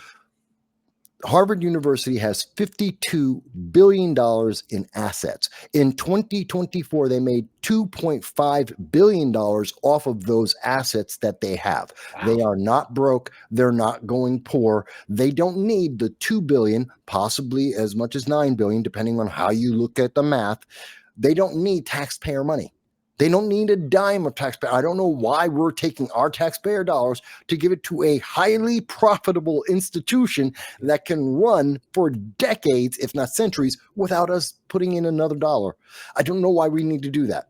But if we're going to give them money, let's move past that and let's say, okay, but we have to give them money because it's the nice thing to do. I don't get it, but okay, fine. And we're going to give them, if you're going to take my taxes and use that to give it to Harvard, the elite of the elites, the ultra rich, which the Democrats themselves should be against that, but fine. Yes. You're going to give my money to them, then I get to say what you do with it. It's $2 billion.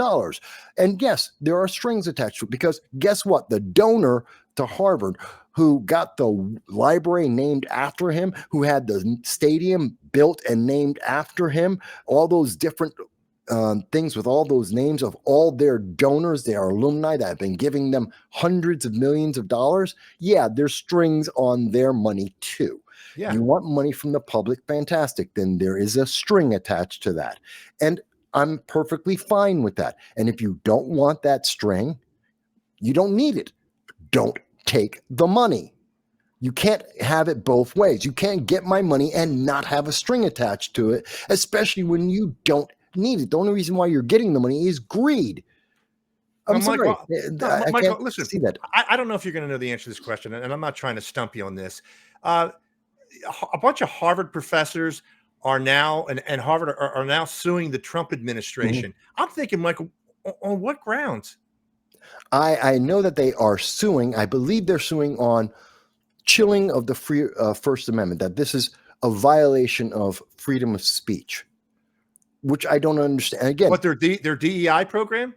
Not the DEI, but just freedom of speech of the university, that they're being restricted because they won't have access to the federal funding. But here's my thing. You're not restricted. There's $52 billion.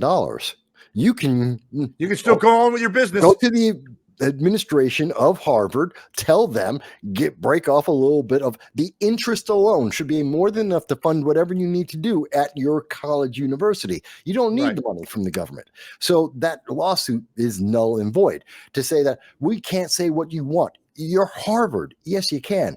Yeah. You can speak to any news agency in the world. They will all take interviews from your staff and alumni. You can go, you have your own newspaper, you have your own TV station, you have your own radio station, you have the money to buy ads in any newspaper and any media platform you want. You actually teach subjects that you want to teach with professors that teach it the way you want to. You have as much freedom of speech as you could possibly afford or want. No one is denying you a damn thing except $2 billion that you don't need, and I don't see a reason to give it. And I would be happy if every single college in America had the same situation. If you are unwilling to comply, you don't get the money. Right. Do it on your own. If you want to be, oh, well, we're going to do things the way we want to do them because we're a private institution. Fantastic. That means you have private market risk. You make a profit or you go out of business. Every single one of you. Michael, let me say something to you. During the height of the protests last year, I spent some time on Princeton University and at the University of Pennsylvania during both of their protests. They were pro-Palestinian protest. Pro-Hamas, not pro-Palestine. They were pro-Hamas. Okay, pro-Hamas. Anyway, is that the Trump's reasoning behind saying you're not getting any more federal funds or grants, or has it morphed into bigger things? I think that's what I was probably asking you a few minutes ago. It's not just in, if you're using DEI, you're not getting federal money. Is it that, or is it, well, if you don't stop the pro-Hamas demonstrations and protests, whatnot, then you're not going to get any money? What is it? It's a little bit of all of it. It's you've been consistently abusing the connection and the implied importance of your institution and the implied power of your institution to violate and abuse the American citizen. Okay, we're going to teach these. We're going to be. Remember, you mean Jewish Americans at the university?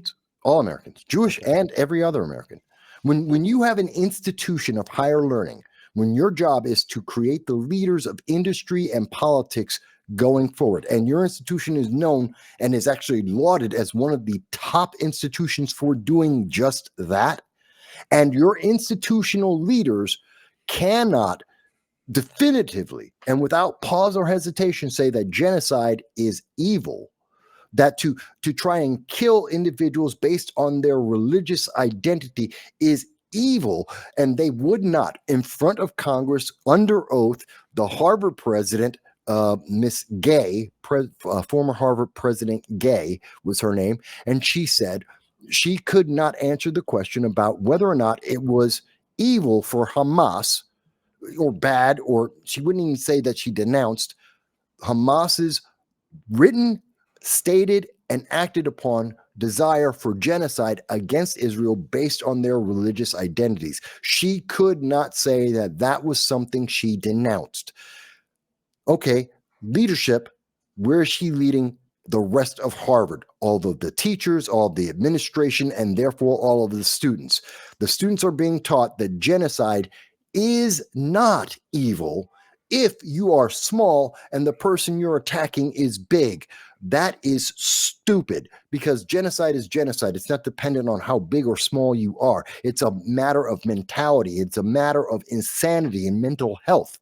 And if you believe in genocide, then you are an evil person. I don't care who you want to genocide. Doesn't matter who you're attacking. The fact that you want to commit genocide is evil, and you are wrong. And if you can't say that publicly, and you won't say that at any point, rather than say that at any point she resigned. That's the problem with Harvard. I know. Listen. I saw all that. Okay, Yeah. And that it was horrible by those professors. Now, I've gone back and forth with Len Greenwald on this exact question, and he throws back to me all the time, seeing that retweeted by President Trump. Wow. So I guess you don't believe in First Amendment rights. I know what you're saying about genocide and stuff like that. Glenn Greenwald said, and one of the things he said back to me is that if a person is on campus, a student, and says, I'm against Israeli policy in Gaza, and doesn't threaten violence or anything like that, just says, I don't like Israeli policy in Gaza or in Lebanon or Iraq or anywhere. Mhm. Should that person be deported or wherever? And Glenn Greenwald kept saying, that's a First Amendment. The people Okay. are allowed to say that. So if you start with that No. country, you're going to start going with other countries. No. First of all, he's again falling into the fear. Oh my God, it's going to be everyone. It's going to happen to everyone. That's not necessarily correct. There's no indication of that. There's no reason to believe that other than fear. First thing. Second thing, if you are on a visa, which is an invitation, you are here as a guest. No, I know, Michael. I know that whole discussion. We can get into the whole visa stuff, resident alien Okay. stuff. I understand what you're saying, and I understand all your points. I'm not trying to be combative Yeah. with you. No, I am trying to look at the big picture. I'm not going to lie to you. I'm looking at the big picture as far as rights are concerned. I'm not pro Hamas or anything like that. Right. But there is a concern. If somebody is a student that's advocating violence, let's say against the Jewish students or anyone on the campus, see you later, and you're on a student visa. I'll see you later. However, if you're writing op-eds in the college newspaper advocating a potential change that the Israelis should have against Gaza, I'm just saying there's a fine line, and that's why you're seeing these people Michael. That's why you're still seeing these people held up. I'm not saying right or wrong. That's why it's still held up in the immigration courts and the criminal courts, because they're looking at it. And I'll bring up the ACLU. And I'm not saying I agree with them. They're going to bring this up and say, wait a minute.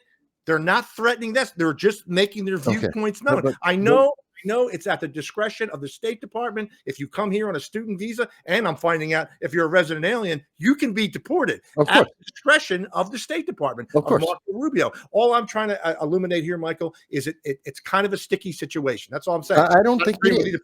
I don't think it is, because yes, they have not lost the right of free speech. They're still speaking. What they've lost is the right, or rather the privilege, to be in America and have that speech. They can go to their own country or any other country and continue to have that speech. We have no obligation to allow them to be in our country, disrupting our people. I know we can do that legally. I agree with you there. I know it's not a violation of free speech then. It's not. No American citizen has been prevented from speaking, nor has it ever been implied that any American will be prevented or in any way punished.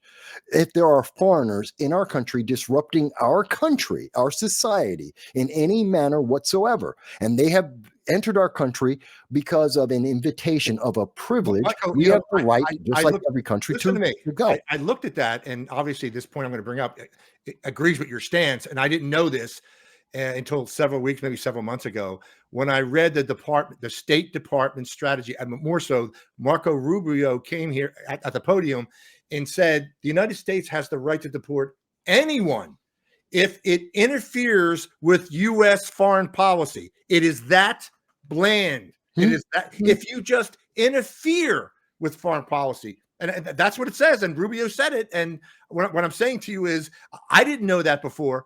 The United States can say, oh, we just don't like what you're saying, and you're gone. It's at our discretion. I didn't know that. I didn't know that. I think that's what it is. Most people are shocked that what the actual law, what the actual rules in the Constitution, by the way, this is where it was stated. It is very clear. I mean, they always want to confuse the Declaration of Independence and saying, well, no, I have life and free life, liberty, and the pursuit of happiness. That's the Declaration of Independence. That's not the Constitution. The Constitution clearly delineates that there is a difference between a citizen and a visitor. And those visitors there are reasons, many of them, and in fact, none necessary whatsoever, to have those individuals removed from our country. And they just didn't realize it because no one's ever done it to them before. They've never seen it.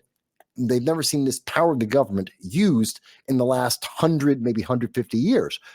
And they're shocked. Yeah, well, that's what I'm saying. Like what I just pointed out to you like a few minutes ago, I wasn't aware of, and quite frankly, Michael, And not that I'm Mr. Smart Guy or you and I are Mr. The geniuses of the Mhm. world, but I would say 99% of Americans don't realize that, again, the State Department has that discretion. I didn't know it was so neutral. I thought you had to start breaking it down. Are they making vile threats? Can they interpret it? No, no, no. If you are interfering, and then you say to yourself, okay, interfering with, the relations between America's partners or whomever, we can deport you. I didn't know it was like, that seems to me like that threshold could be broken pretty quickly. Well, we've done And it certainly many in the times cases. before. We've done it under President Carter with Iran. And we got rid of their diplomats and kicked them out. And there's no difference between kicking diplomats out and their people. Matter of fact, he had legislation to do just that. We've done this many times where we've excluded groups and nations from entry into the United States and asked their people to leave. It's not new. It's just not normally Michael, I'm not going to publicized. say this is similar. It's almost the same thing now. The left saying, I don't understand. The Maryland man, you're screwing him. This is almost the same thing. They don't know the law then. The law says, okay, bring him back for 5 minutes. He's on the next plane out. Yeah, he was here illegally. Yeah, he still goes. They don't. It's not that they don't know the law. They don't want to acknowledge that the law does not match their feelings. That it's not going to. What they want, what they feel, isn't part of the reality that we all live in. They live in a very unique bubble. And their echo chamber says to them, blue skies of the world say, no, you're absolutely right. Except when you actually break it down and analyze it, no, it doesn't. Now, am I saying that that's the perfect answer? Maybe not. Am I saying that that's what I would like to see happen? Maybe not. There may be better ways to handle these things. But the only way we're going to address these inherent issues is if we actually are aware of them, and then we have a discussion on them. Prior to this, neither of those things were happening. And Michael, again, I know how you feel about it. It's going to make its way to the courts. I think it's going to be a Supreme Court case. But anyway, let's move on to another thing, a very important thing, I believe, for our country. And, people might say, MatthewJ, 2026 midterms. Why are you even thinking that way? Blah, blah, midterms. I think it's something that we should certainly be paying attention to. And this, again, I'll bring up Scott Pressler. He's been really harping on this, that we lose the House and your pal Hakeem Jeffries, sarcastic here, first thing that's going to come out of his mouth is impeachment. Of course. And they're trying. I think that there's a potential that we could lose the House if we don't go full throttle. It was great President Trump won last November, but we just can't sit here in cruise control and say, hey, that's cool. Everything's cool till 2028. And then maybe Trump again or J.D. Vance.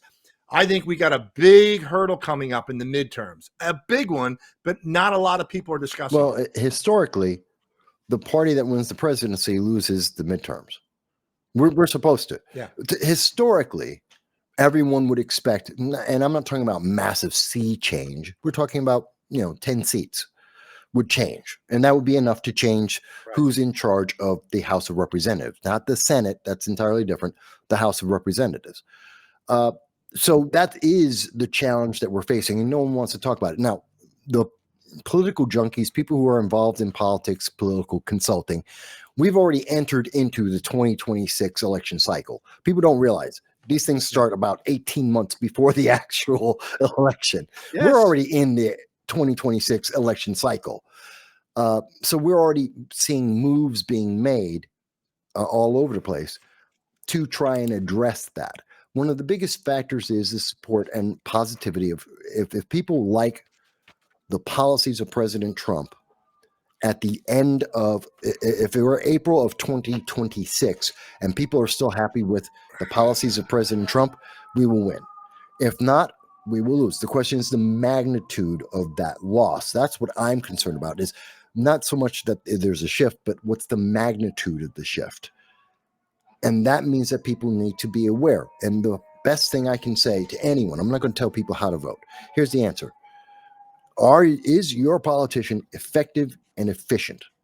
If they are effective and efficient, fantastic. If they are not, replace them. Replace them with someone else. I'm not going to tell you who.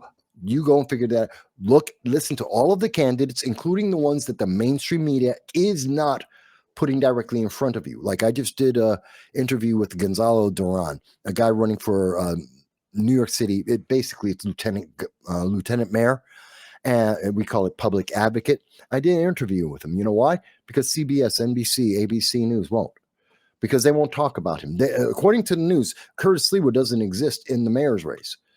We all know he is, but if you look for news stories about him being in the race, non-existent.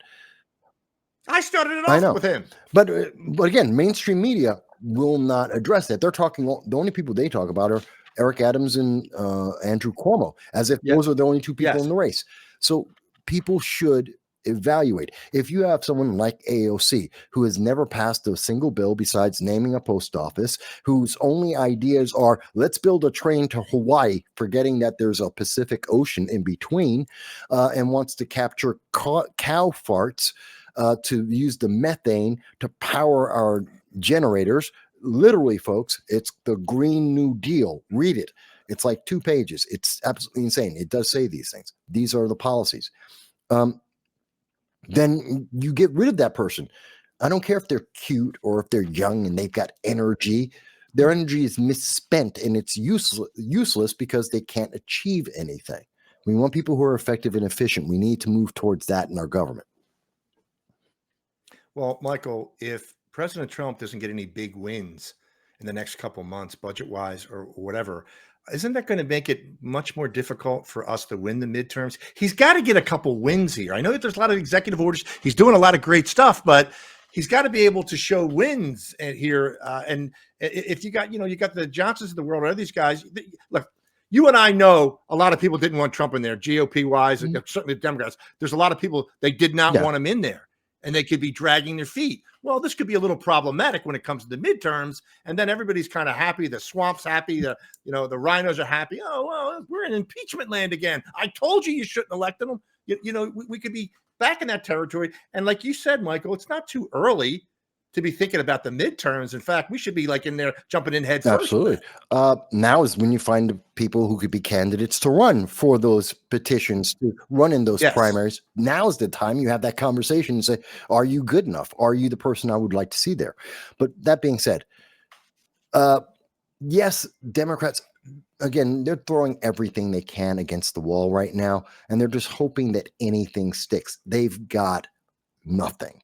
And so impeachment, just like they used it the last 2 times, they're just going to throw that out there because they've got nothing. But they have to look like they have some kind of power. They need some way to motivate their base to come out and vote, and more importantly, to give them their money and to give their vote. They have to make it seem like there's a hope. We're going to impeach Trump and he's going to be removed. No, he's not, because there's nothing that he's done that isn't by the letter of the law. He's citing the casework and what he's doing. You may not like the outcome, you may not like the process, but he's doing things that are absolutely legal. Right. So that's what they're looking for. Is they're trying to. Impeachment is a smokescreen. It goes nowhere. They know that. They don't care. It's not that it's going to be they're actually going to impeach Trump. They know they can't. Michael, they want the money. No, I understand. I want to get another question or two in here. We're coming up on 2 hours. Paula Luna, a few months ago, I don't know if you remember this, she was testifying at the Hill, and it was on sanctuary cities. And I believe that she was suggesting that charges should be brought up against the mayors of these sanctuary cities, because what they've done as far as the human trafficking, letting the illegals come in, not cooperating with ICE and federal authorities, that essentially, like the mayor of Boston, is guilty of certain crimes. Now, I know that might be a stretch, Michael, but is there a potential that some of these sanctuary city mayors could be legally liable for the actions they've been doing for the last few years? It's not a stretch. Yes, they're liable. So is the governor. And yes, they should be. And they were warned. In fact, Pam Bondi did warn both Eric Adams and Kathy Hochul in New York, as well as Gavin Newsom, I believe Gretchen Whitmer, and J.B. Pritzker. These are all governors, and that's California, Wisconsin, and Illinois in the order I mentioned it. They are liable. because in violating the federal government's laws, in violating national security, immigration law, they have endangered the American people. And they have directed resources away from the American people who desperately need it. That would be the homeless, that would be veterans, mentally ill, children who are hungry. They've taken these things away from them to give to foreigners who shouldn't be here in the first place. They are liable. So if any of those individuals get sick, get ill, die as a consequence of money that's been diverted to illegal aliens that shouldn't be here in the first place because of their sanctuary city status, any crime that's committed because of that sanctuary status that was given to this criminal, because they didn't want to turn them over to ICE and allow them to be deported, then they are criminally liable for those actions. And they can, one, they should be removed. And two, yes, they can be arrested and thrown in jail. And they should. Michael, Michael, I'm listening to your reasoning. And so if an illegal commits a murder in Philadelphia or whatever sanctuary city, you would consider the mayor as an accessory. Absolutely. If So the mayor, this now let almost me seems be like clear.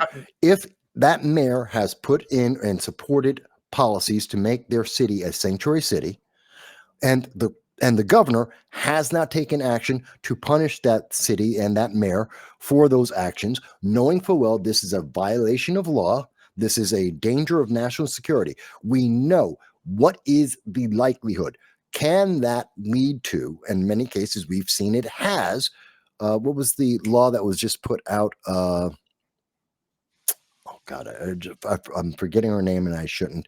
About the young woman who was killed out on a college campus by an illegal alien who had first been in New York State, got in trouble in New York State, was arrested in New York State, and they let him go because of sanctuary state, sanctuary city. And then he went down to Georgia and killed a college student. That's the Riley girl? Thank you. The nurse? Casey Riley. And so they are liable for that eventuality. And it doesn't matter that that's only happening once out of 1,000 or once out of 10,000. We have 8 million. Those numbers are too high. Michael, I mean, to you and I, it's like clean cut here as far as arrest. And I think to myself, like, you remember the summer of 2020 with rioting, looting throughout the country. You start arresting, and you're not just suggesting the mayors, you're saying the governor's got to go too, because they were delinquent, not, firing those mayors or whatever. You're saying the whole package here. The governor goes and the mayor goes. Get rid of the root and stem of the corruption and the problem. They know what they are doing. They know that they have broken the law. They're just assuming that because of their positions, that they are too vital, too important to be removed, that they have too much political clout to be held to the same standard that you and I are. I disagree with that. No one is above the law, even a governor. They've broken the law. They should be accountable. And if you don't want to arrest them, as we should, and you don't want to put them in jail as they should be, then at the very least, all federal funding to that city and or that state should be cut.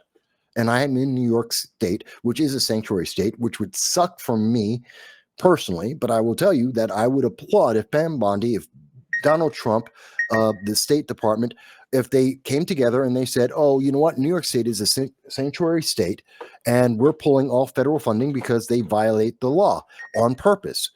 Fantastic. That's the right thing to do. Thank you very much. Please do punish my state for that.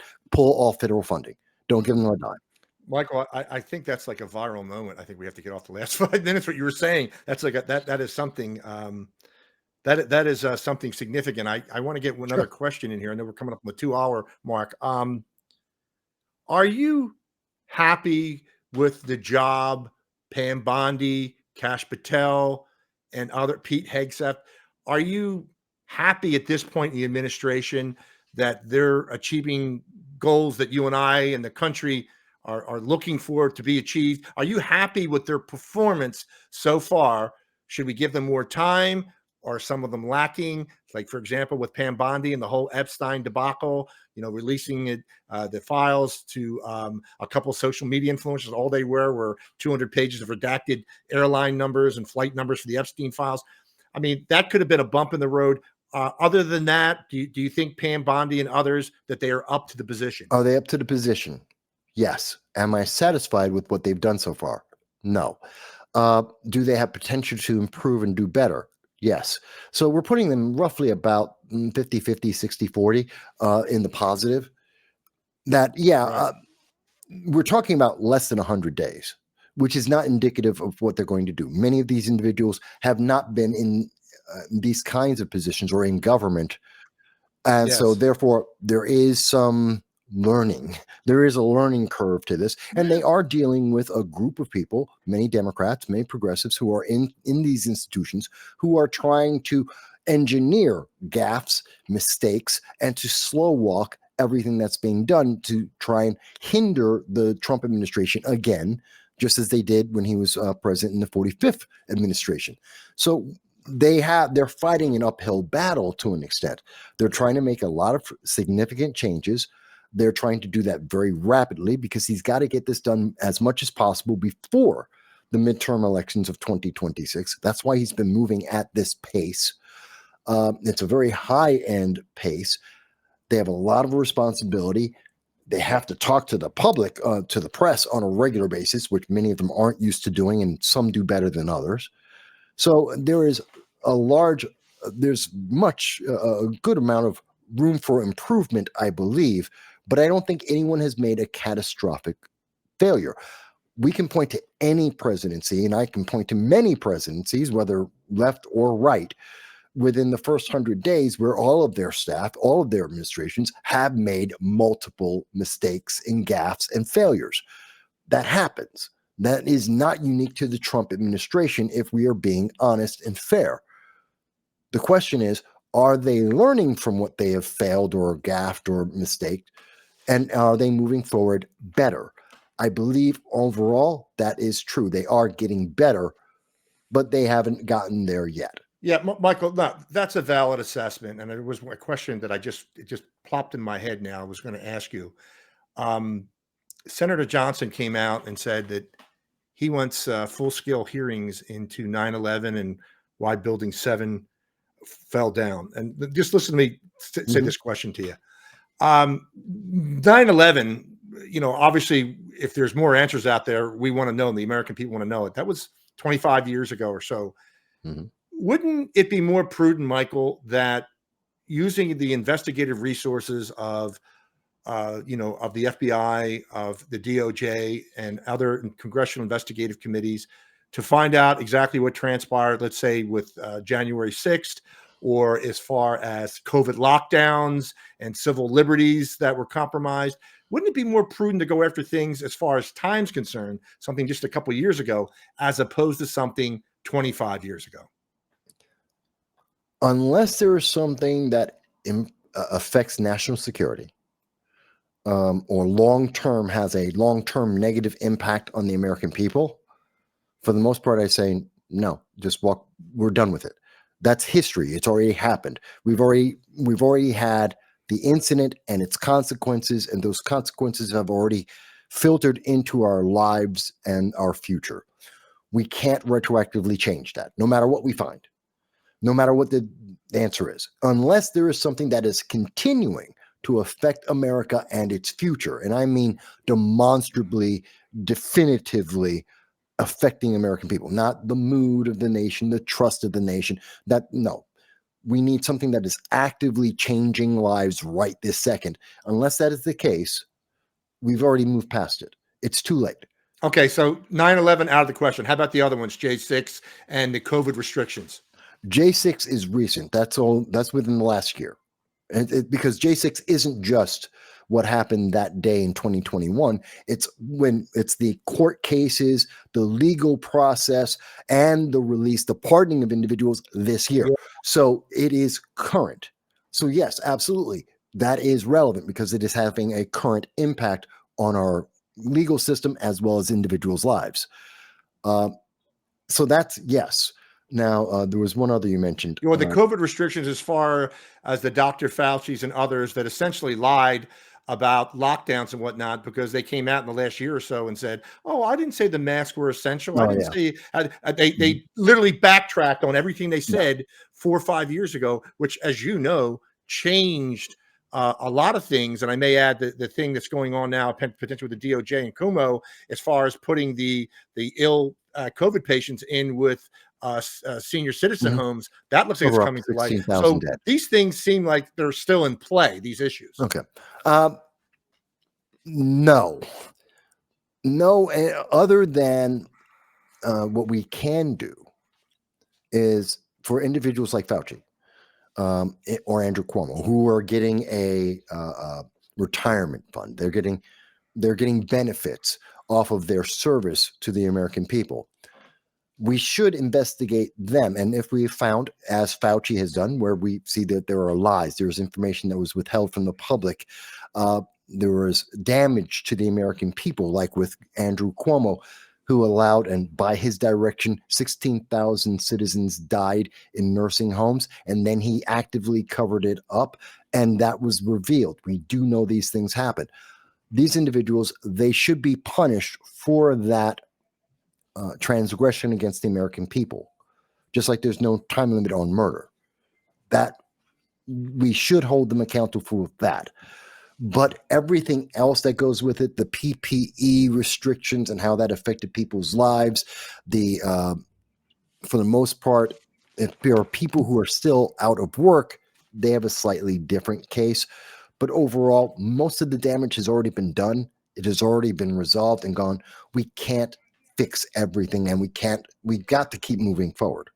We have to live with the damage that's been done and make sure that it doesn't happen again.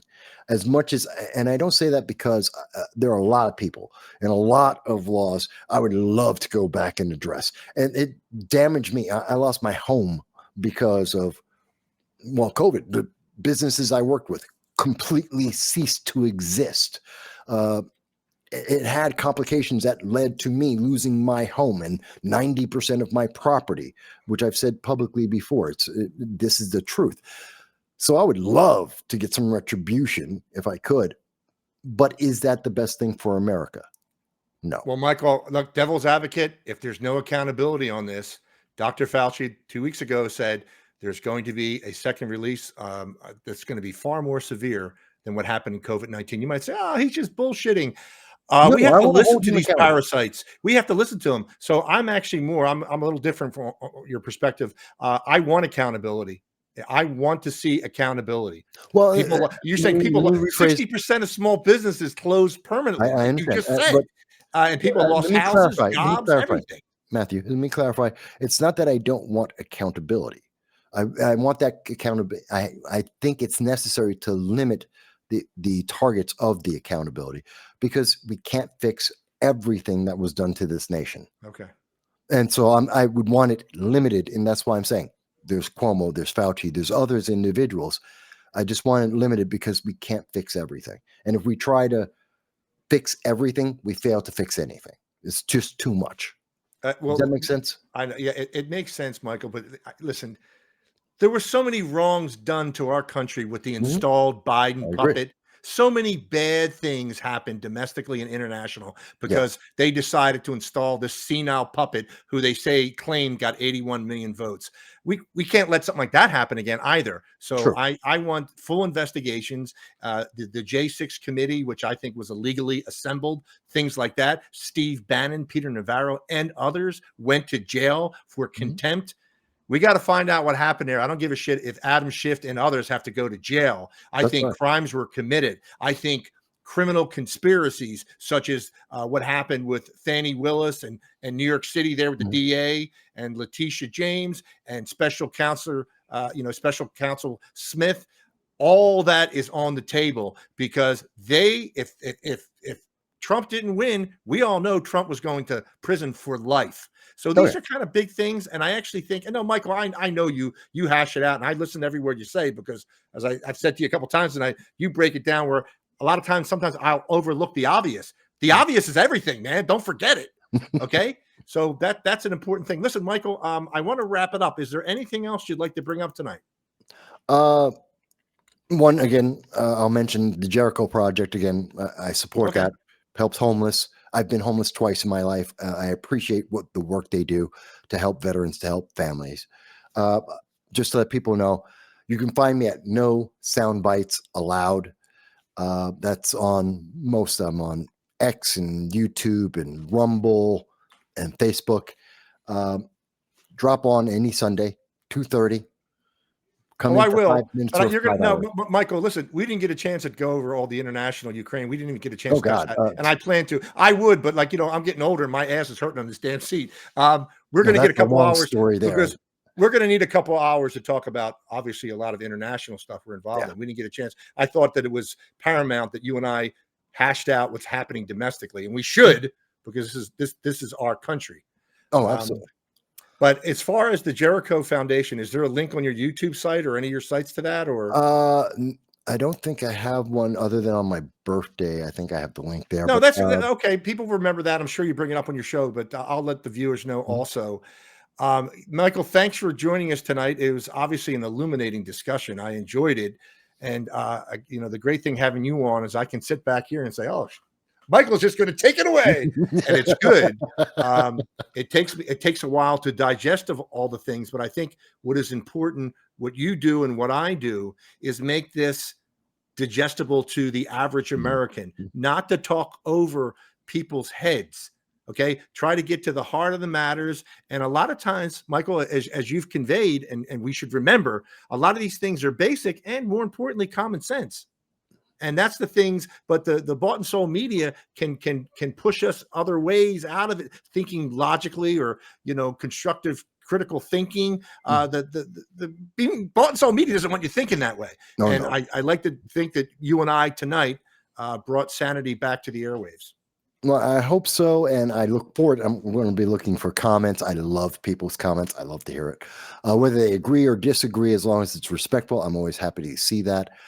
But I hope we've sparked people's interest in this. And whether you agree or disagree, the best thing you can possibly do before you say anything is go check for yourself. Double check, not one source, multiple sources.